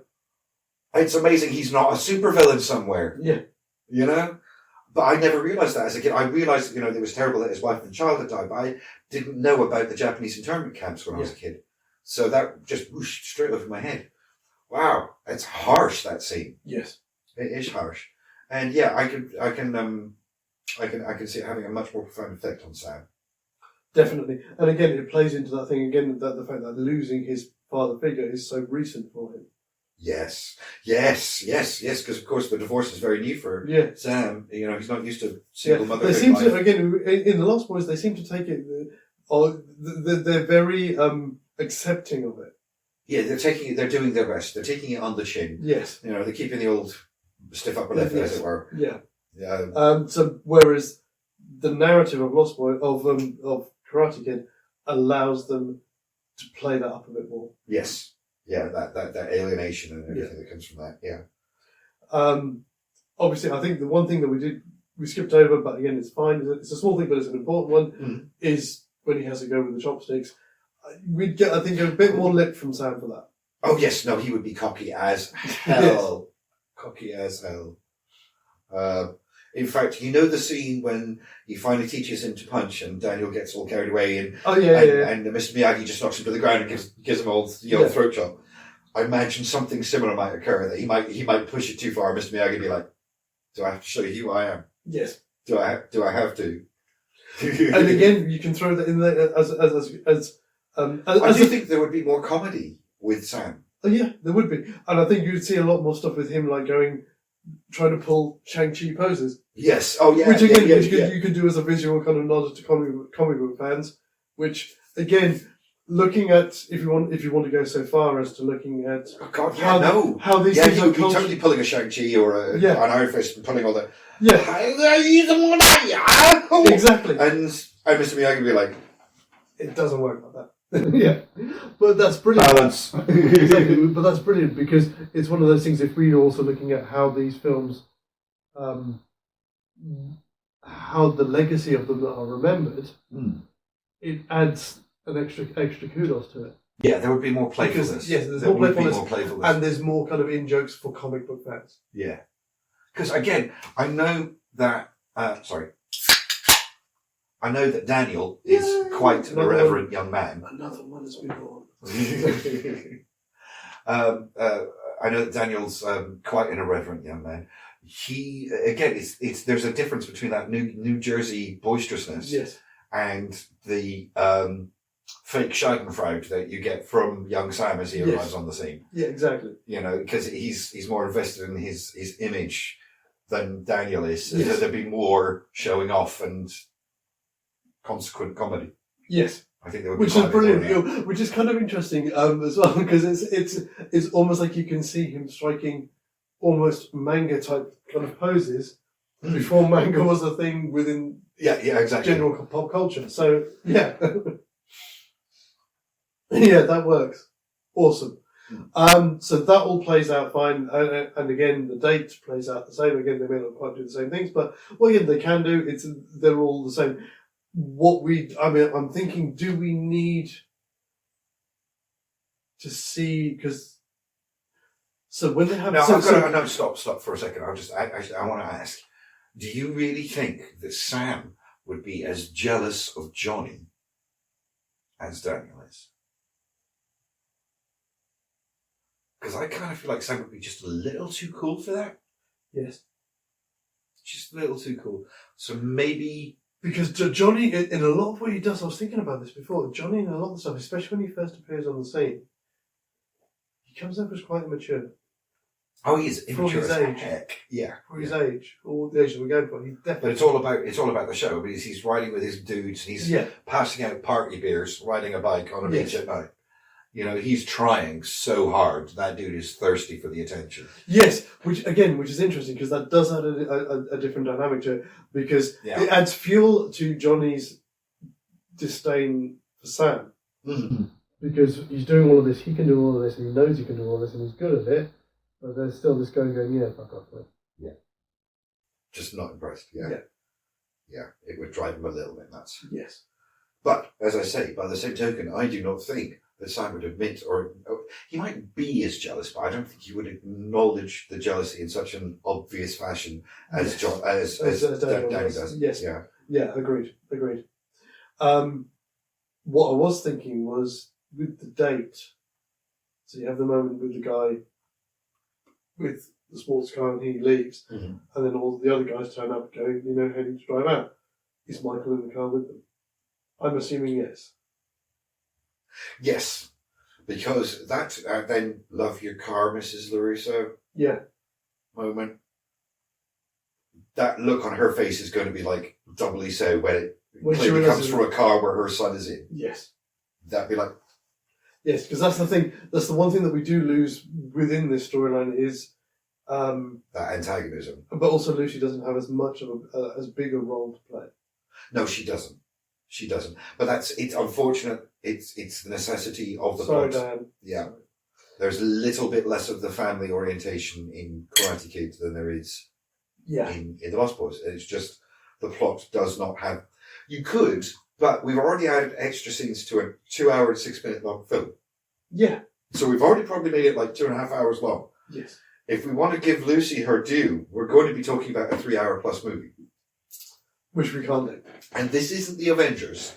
No. I It's not. don't think we can pull that shit off. No. So something has to go, and I'm afraid part of it will be Lucy. Yeah. Yeah, exactly. Again, but that's fine because we know that the situations or the opportunities that are offered to her within the film are consistent with her character, even though the motivation might be slightly different. Yeah. And are borne out by what happened in the original film. Yes, yeah. So that's fine. Yeah. So that scene, so the end of the day plays out the same. If you want to, because it always seemed very. It didn't seem out of character. Just to cover the end of the date. Yeah. As I say, I don't think Sam would admit to being as jealous of No, Johnny he's not. as Daniel does. But I think he would still end up starting an argument, probably by making some unnecessarily snarky comment about her relationship to Johnny. Well, I was thinking, on the same point, Yeah. that he ends up taking it out on Ali, partly to do with Johnny, but more for the fact that Michael is there. Oh, So he's redirected that's his also- rage. just transference. and Yes, all it's that, a transference. Yeah. Yeah, and that's how that plays out. yeah, I can see that too. Yeah. Either way, we've got to see. We do. And then that's when the main montage is, isn't it? With That's when the training starts. yes, probably Hard. yes, because it's the stuff with wax on, wax off, and then it goes on from there. Wax off. No mercy! Yes, Wax off. Finish him! Yes.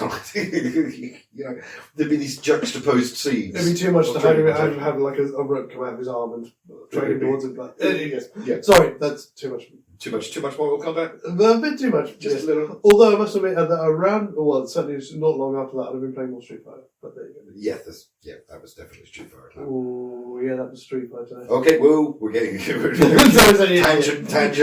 warning. Tangent warning. We'll have some sirens here. Tangent warning. And that all plays out, and that works perfectly. Because again, as we said earlier, it is that cinematic kind of yin and yang. Yeah. You might shorten some of the scenes with Sam just a little bit to allow you the growled time. at you unintentionally. I don't know why. That was just a weird noise in the back of my throat. Sorry. Okay. Okay. Thank you for informing me. I wish I hadn't now. Revealed me flavour. But you would possibly shorten some of the scenes with Sam training with Mr. Miyagi just a little bit to allow The stuff with narrative Michael. space, because otherwise the training would go on for like another hour. Again, You yes. covered both of the brothers, like in the same length of scenes that Sam would get based on the original plot. I want to say no. It's too late in the day. I think we stick away from that. I was going to What's say too late in the day? it's too late. Aren't we in the Imaginarium now? Is there We no are. time here? What a lovely word, thank you. No, the only thing I was going to say was because we're adding these training scenes in with Michael, with Kris, Mhm. so you've got another point of conflict there between Johnny and Michael. Yes. Well, this comes back to what I was saying. Does Michael supersede Johnny, increase his estimation during this montage? It Yes, certainly so adds some interesting drama, it does. which can't hurt.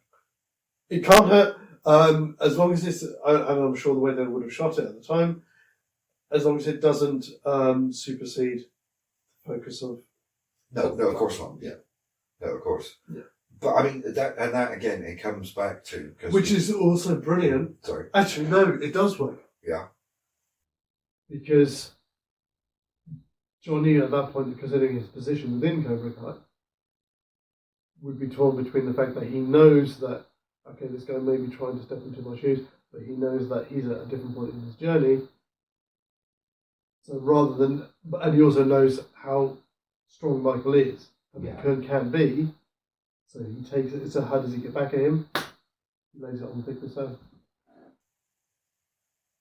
It adds fuel. So it adds fuel to Johnny's disdain for them as a family unit. He can't do anything with Michael. Yeah. Okay. But he can get back at him by laying it on thicker with Sam. I know we're at a point in the film where it's not possible to do that because they're not going to. I'm just going to ask you, what does that actually achieve? It gives more motivation to Johnny it adds fuel to the motivation that Johnny already has to be the antagonist to Sam. Okay. Right. So this comes back to the question I was asking earlier on. Who, because we kind of do need to decide this now, because the next few scenes would be shaped by the final point. Yeah. Is the final fight against Johnny, or is the final fight against Michael? I still think the final fight is against Johnny. So he'll still be the ultimate villain. Yes. Okay. All right. And this is he's driven to be the ultimate villain. Yeah. Right. Okay. Yep. I can see how that plays out. Yeah. It's a way of channeling Johnny's anger to. It's not just about the fact that he's taking his girl. I can't get at your brother because actually he's bigger than me and he's actually getting better than me. Also, my sensei says no. Yes. Yeah. Exactly. So, but I can take it out because of you you. know everybody in that dojo is terrified of Kris. Yes. Absolutely. You know that. That's one of the first things that you see the first time you see him. Exactly. It's just no mercy. Yeah. Nothing. I will fuck you up. Mm-hmm. I will ruin your life if you do not listen to me. Yeah, exactly. So that works. And again, so his beeline for venting all of that rage that he's feeling from all of these different different stimulus is, well, I can go at him because I know I can beat him. And if I beat him, it's going to upset her. It's going to upset his brother, but I can't really go at him. Yeah. So I can rain on him as much as I like, and that's my focus. Well, this is. I'm sorry. Perhaps we need to clarify here. What do you mean rain on him? Because we've got the agreement, which means he's not allowed to touch Sam, is he? He's not allowed to touch Sam, but he knows when he gets to the tournament, he can go. Oh, right. So you're just talking about scenes where we realise that he is like, no, I am going to destroy this kid. I'm going to destroy this kid. Yeah. Okay. Right. That makes more sense. I thought we were talking about adding more scenes with him going after Sam. No. My bad. I wasn't. It's implicit there in the same way that the scene with the history professor. Mm-hmm. He wants to do something, but he can't. Yeah. And obviously Daniel gives him more fuel to hate him. Which, by the way, is a totally scene that has to stay the same way. Oh, yes. Again, just because of Sam's added his sass, his schadenfreude, whatever you want to call it. Just he would really mug up to them. Yeah. He'd be like, he'd have his arm around the professor. Like, yeah. If you could just explain it to us, fellas, and then they'd disappear, and it'd be the look on his face. You realise he's just stuck himself with this history guy for the next hour. Yeah. Like, oh yeah, it's just lovely. There would be just the comedy. I think would be sweeter with Sam. Yeah. I know. Yeah, absolutely. There's nothing wrong with Daniel Russo. There's nothing wrong with Ralph Macchio, but with Sam as a character, the comedy would be heightened when it does occur. Definitely. Yeah. Which then brings us into his birthday. Yes, indeed. Yes. Which would have to happen again. It's kind of a necessary scene. Yeah. It cements certain things. And as we said earlier, as well. As you said, the dog tags. Yeah. Calls back needs to be there because it's the most tacit admission of the father-son relationship in the entire film. Is that just that bit when he looks at the dog tags? Yeah. And you know that he knows what that means, and he knows that he knows what that means. Yes. And just that little, it's such a beautiful unspoken moment. It is. As a counterpoint to that, because as we said, we know that this is the night before the tournament. Yes. Again, as a way of having Michael somewhere else, we can see what happens there between him and Kris, and Kris giving him the pep talk that he needs to go into the tournament. Because there's Michael's way tournament as well. I can imagine that you'd have a scene of Sam going out on his birthday, you missed me, I've been given the car, Mhm. going out and talking to Ali and all of that stuff. And at the same time, there would be scenes of Michael just being stuck in the dojo at night, Yeah. training and training Yeah. and training, because you cannot Yes. fail tomorrow. You Exactly. cannot. There will be no mercy. Yes. And again, a juxtaposition of the two situations. Maybe by this point, Michael might start to become a little bit desperate and concerned, Mhm. because we do need a turn. And one of the things I've always been incredibly uncomfortable about with the original version of the Karate Kid is the way that Johnny turns right at the end and just hands him the trophy and goes, "You're all right, kid." Yeah. Like, just snap turnaround of entire personality. That does not scan. It does. It does. But it does scan if it's Michael. Yeah, I see what you're saying. See, it's interesting because I know we're getting slightly ahead of ourselves, but it seems within the context of this And already, discussion. I mean, to be honest, in the story we're creating a much more bitter and driven Johnny. Yeah. So he is not going to forgive Sam No. at the end of that tournament. It's not going to happen. Which is why we're almost there. We'll come to it. Come to it in a second. Okay. Come to it in a second. We're edging there. Yeah, we're actually, yeah. It's that point where what we decide about the end, Which determines is what we why decide about Which is everything why in for how I picture it, Yeah. there needs to be a moment where Michael sees Sam with Ali, with the car. You know that bit where he gets her to drive? Mhm. When he Yeah, so- maybe that's him. Maybe they drive past the dojo just as he's Yes. getting out at the end of the night of Yeah, training. and he sees them, and there's just a moment in his head, and it will make sense in a moment when we come Okay, to it. yeah, Okay. I'm following you. So then we go into the tournament itself, Yeah, which again, those things can play out the same. The comedy there is pretty generic with getting the belt and all those kind oh, of of things. course, it all Yeah, lends to itself. and the stuff in the locker room, that's all the same. That's fine.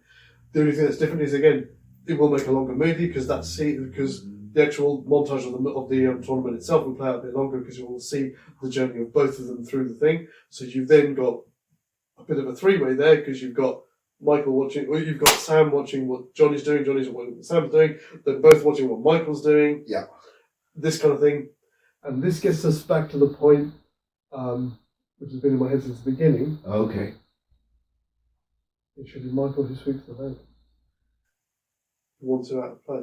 He should take the role. I was going the same way myself. Which works even better because I'm 90% sure that it's Bobby Brown who says he's had enough. Yeah. Yes. Brilliant. Yeah, Both have the same thought. Because that allows, however brief, there's that brief redemption. Yes. Because, because even Bobby Brown, even later on, he's like, kill him, Johnny, or whatever. Yeah. But in that moment, Which I he's thought like, was- I can't, always- that is wrong. That is just wrong. Which You was can see always it. that was the bit that the stuff with Johnny when he hands him the trophy, I understood. He's been defeated. He understands he's been defeated, and he is he displays honor in defeat. Yeah. That's why he does it, and I respected that. Even as a kid, I respected that he understands he's been beaten by the better man, and he accepts his defeat with pride. Well, not with pride, but With honour. With honour, yes. Yeah.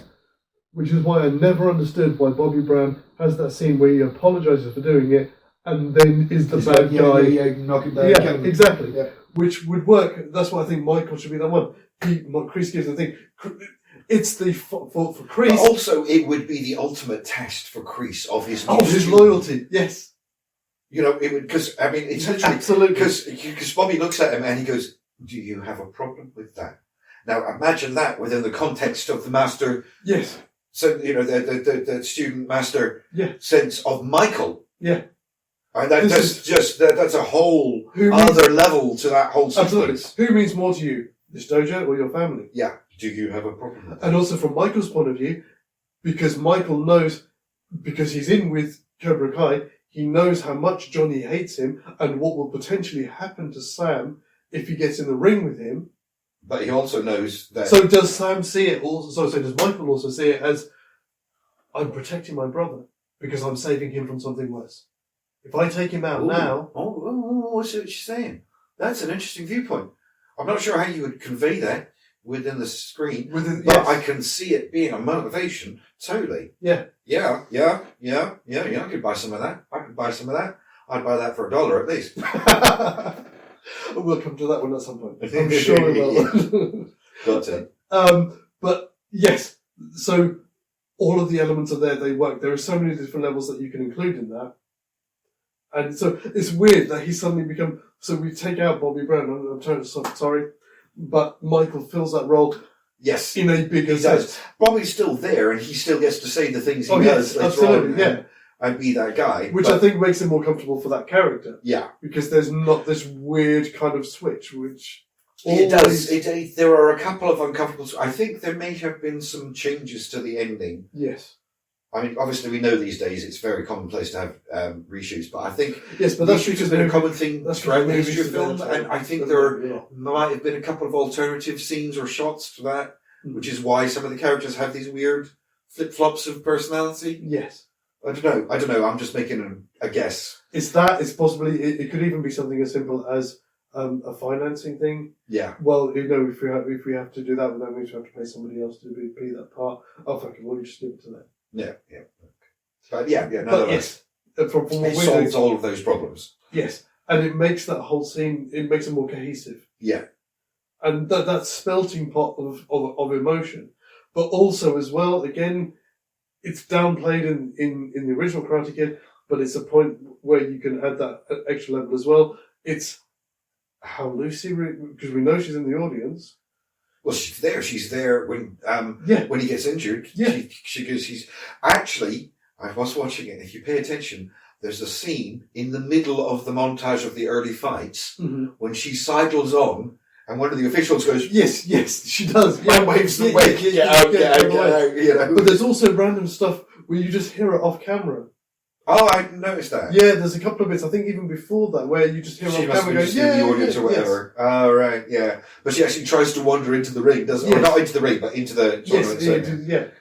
And again, that whole scene with, after that, with the whole, most important scene. Oh, yes. There's a point there where you could almost introduce a moment of conflict because Michael would have wanted to be in the locker room at the time, and how Lucy reacts to him being there, having just watched him do this. I know what you're talking about. Are you thinking it's too late to add that in as a thing because it breaks? No, I don't think it. No, because that feels like that's the perfect moment for Michael to break. Yes. He would. I've done this terrible thing. And it doesn't matter that I muttered whatever I said at the ringside. He'd still want to follow him in. But you're right, maybe Lucy wouldn't let him in. But there's that cage area and then there's a corridor outside of it. Yeah. And I imagine he'd be out, so he'd be looking through because she'd say get out and he'd have to get out, but there's still that cage bit, so he'd be watching. Because I think the power of that moment of him, like that moment of not just that conversation with Mr. Miyagi, but what he does. Yes. And knowing, like, this dude. Yeah. This dude knows this is the real deal. This is the guy I should have come to. Yeah. Yeah. Because also that works in as well, because he will also be conflicted because he's been disqualified. Yes. And also because the film does not allow you time after the victory. Yes. To explore how those moments play out. Yeah. You'd need it to play out then. Absolutely. Because otherwise we'd have to add the extra scenes to the end of the movie. Which we don't want to do. No, we do not. But also that works as well because he's got his conflicting emotions about what he's just done to his brother. Yeah. He knows for a fact that he's out with Cobra Kai. Yeah. Because you can imagine what Kris's reaction would be. Well, because he'd see that, his reaction when he did it and everything but like that. Actually, no, sorry, I was thinking it wouldn't be Kris's disdain, it would be Kris's appreciation for what he's just done. Yeah, his lack of concern. Yes, he's proved his loyalty to Cobra Kai. And it's that moment when Michael realises, I've just sold out my family for this arsehole. Yeah. Not to the actor, but to the character, because the character is an arsehole. Yeah. No. Yes, of course. No. But yes. So it all works. Yes, Narratively, it works. It wouldn't be the middle finger moment, but it would be the middle finger moment, figuratively speaking, the moment when you go, "No, I am done with you," But it also because he realizes that Kris has no concern. Yeah, but it also is. It is the end of Michael's journey within the context of the film. That is his cathartic moment where he turns around and said, "Actually, Yeah. Well, think about it. This dude's been grooming him for this big fight. Yeah. And then what does he do when the moment comes? He uses him. I like the fact that, sorry, having worked in children's services, I like the fact that you use the term grooming. I have to take it somewhere strange. Your filthy minds. Filthy minds. Yeah, he's been grooming him to be the next replacement, the next big thing. And yet when his moment comes in the tournament, what does he use him for? Yes. Take out the competition. Yeah, absolutely. I'm going to be disqualified. I'm going to lose I'm going to lose my relationship with my family. Yeah. I'm going to lose my status in the tournament. I'm my going to lose brother. everything that you've been promising me. Yes. Just so you can have that moment of satisfaction that I can see in your face that disgusts me right now. Exactly. It would be the moment. Yeah, that's the moment when you turn away from somebody. Yeah. I'm done with you. Which still leaves the way clear for Johnny to have the final. Exactly, and it also, as much as he feels that, it doesn't take away from the fact that he still did it. He still. He did do it. Yeah. He still. But again, he spent the last 2 months training with Kris in the same way that. So he is. It's that indoctrination thing. Yeah. He, like all of Kris's other students, will be terrified of him. Mm-hmm. During this montage, we will have seen multiple occasions when Kris refused to show any kind of mercy when Michael failed in his gambit. Yeah.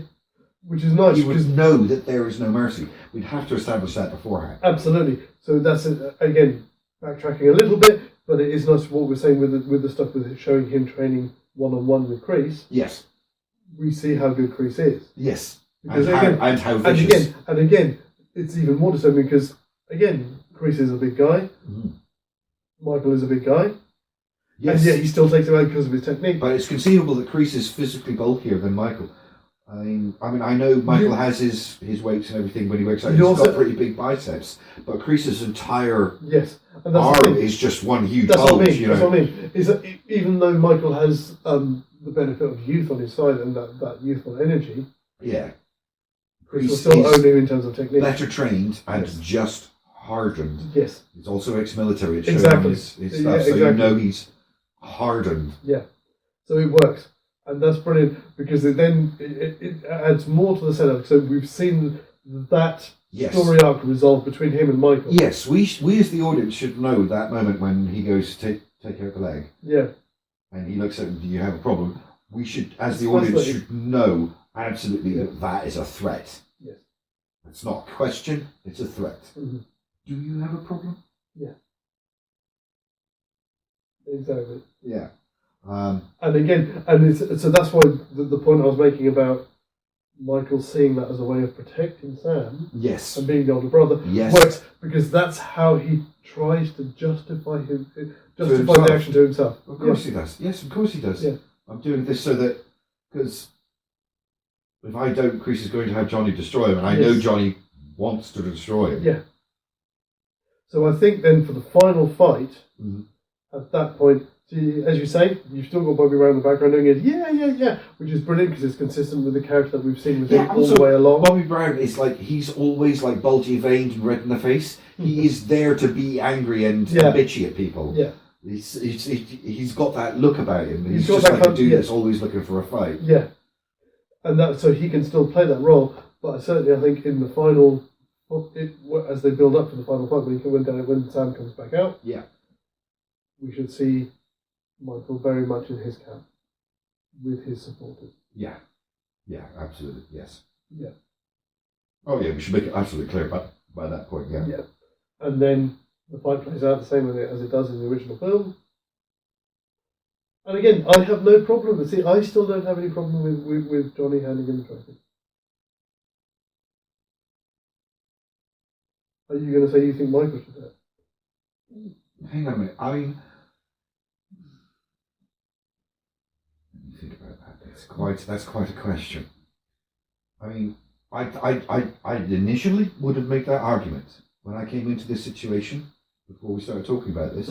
I would have said yes, Michael should, because I know you made an argument for Johnny being beaten honourably. Yes.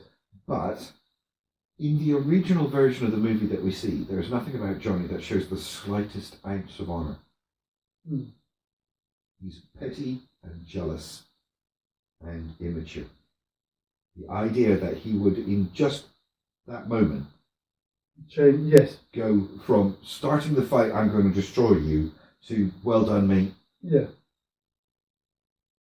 There's nothing about his behaviour. However, with the turnabout that you would get from Michael's journey, it would make sense for him to take the trophy and give it to his brother as an act of contrition and rejoining his family. So you're saying that he should take the trophy from Johnny? Yeah. And she'll put, no. I like it. Yeah, that's what I'm I saying. like it. And again, if you want to get meta about it, it does add impetus to Everything that goes on afterwards. Everything that goes afterwards, and yes. If you wish to care about the other movies and Yes. Cobra Kai and all that stuff, Yeah. then it would still follow naturalistically. Absolutely, no, I agree. From the narrative. I agree. Yeah. Not that we are taking this into account whilst No, we're writing this version of the story. we are looking very much at But the it original would still film. fit, yeah, it would still, Yeah. you still have I the like similar it. motivations. Yeah. But And that's the moment where Lucy accepts Michael back into the family. And I mean, I also especially think that because you took the time to describe how we'd have those scenes with Johnny becoming distant and more bitter Yes. and angry towards Sam, that makes it increasingly less likely that he would have any sense of honour or any desire to reconcile. Yeah. So it would have to Especially be Michael. Even more so. And also it would be symbolically cathartic. For Michael Even to more take so from because Johnny has seen the way that Michael has failed in the eyes of Kris, and it's his chance to step back into the So shoes he's that not- he used to fill. What was the threat to his crown is no longer the threat Exactly, to his crown. So yeah. there's- yeah, And the again, best way there's- to do that is, as they say, the safest place is on the right hand side of the devil. Indeed. Yeah. So that works. I think it does work. I was really worried when we started that we weren't going to find a neat way to finish this. I really was so worried. That it's like... Which does kind of neatly bring me on to the most important question of all. Yeah, of course. So, Yeah. considering everything that we've discussed here, Hmm. with regards to both films, if the gods of the movies, Long may they reign. yes, and may they get better, may they get well. Yes, please do better. I'm terribly sorry, I know COVID's affected everybody, I didn't think it would affect you, but if they turned around to you and said, okay, you could make one of these two films, which one would you be more willing to pay money? Pay money? Pay money for entry fee to the cinema and obviously popcorn and drinks Uh-huh. to go and see. If you could have one of them made, which one would you rather see? That's a tough one.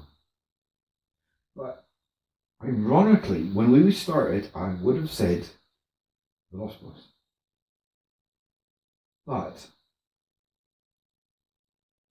having done this little experiment and created alternative versions, I think the better movie might be The Karate Kid.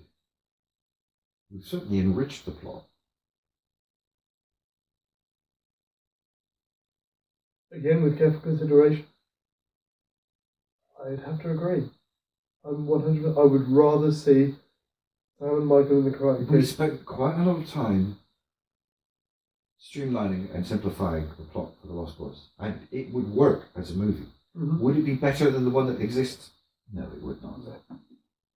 This version of The Karate Kid, I would pay to see. Absolutely. I think it's more rewarding as an emotional journey. Yeah, there'd be more catharsis, definitely. Because it's that thing again. It's the thing with books. They say there are certain books that you should read at certain points in your life, Mm-hmm.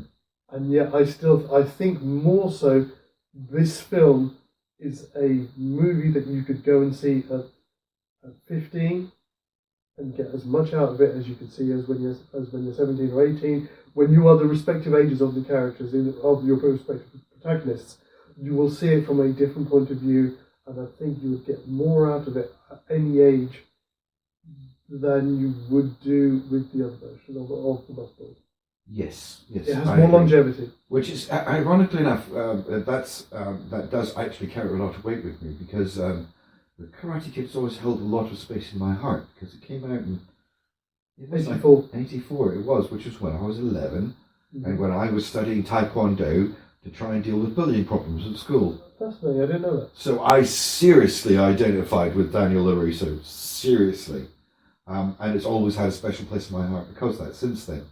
As I'm sure I've probably mentioned it before, it always had a special place in my heart because a few years later I went out with several people who liked me because I looked a bit like a young Ralph Macchio. There's nothing wrong with that. There's nothing wrong with that at all. But no, I do. No, I'm not going to post photo. Please don't.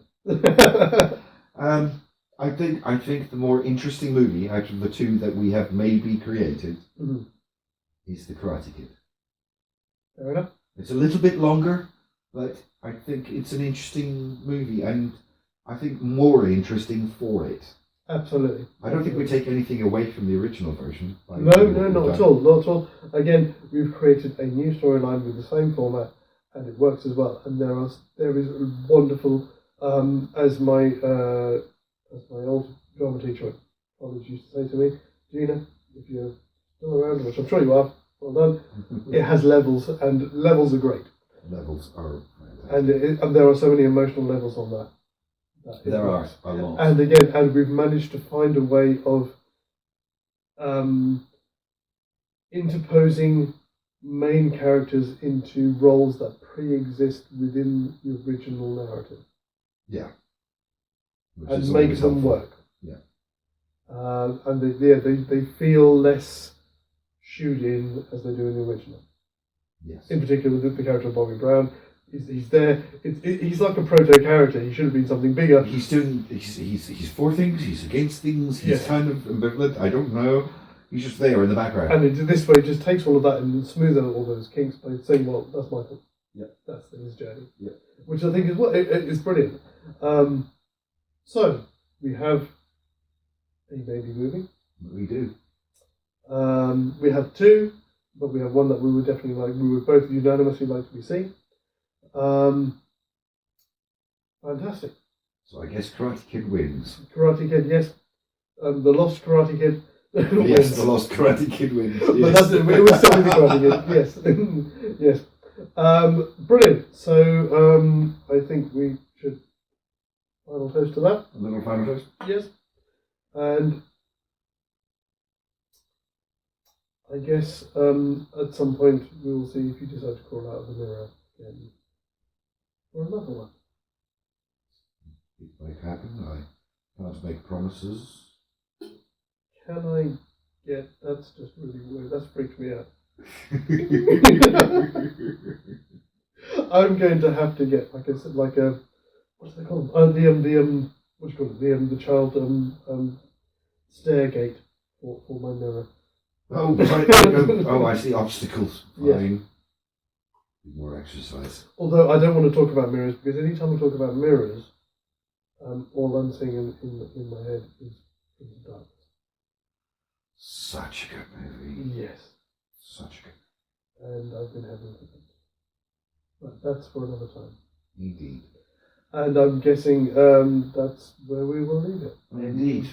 So thanks for listening to us burble. Yes. And if you do like what we're doing here, then please do consider liking, sharing, and subscribing. It helps us. It really does.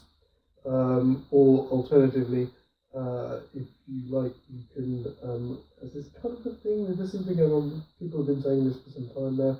So you can Lisha-scribe. Is that what? Oh, Lisha-scribe. Yeah, that's a good one. Lisha-scribe. Although that does also sound like a fruit. Would you like a Lisha-scribe? It does make my mouth water. It does, doesn't it? No. I'm not sure what that would look like. It might look like... Have you ever seen... There was a thing I saw on... I can't remember what it was. Some weird program, horticultural program that I was watching for some reason. Okay. And there was this guy who'd completely by accident managed to cross-pollinate tomatoes with strawberries. It was the most fascinating thing ever. It was a green What do you tomato. even call them? Tomatoes? I don't know. Strawberries. Strawberries. I think strawberries works better. But they were fantastic. You see, they were a green tomato, which he cut open, and inside the tomato was completely empty like a pepper, but with a perfectly formed green strawberry in the middle. It was the weirdest thing ever. How very bizarre. It's like, do you want to? Would you eat it? Would you try it? I'm a culinary curious person. I think I probably would try. Can you fry them? You put them I in think a- I would. I'd Fry them, put them in a salad. Sounds What do you do with something them? you'd I don't know. I don't know. I don't know. Would you like a strawberry toast with cream? Oh no. Oh God, no. And that feels like the point where we want to leave it. I think so.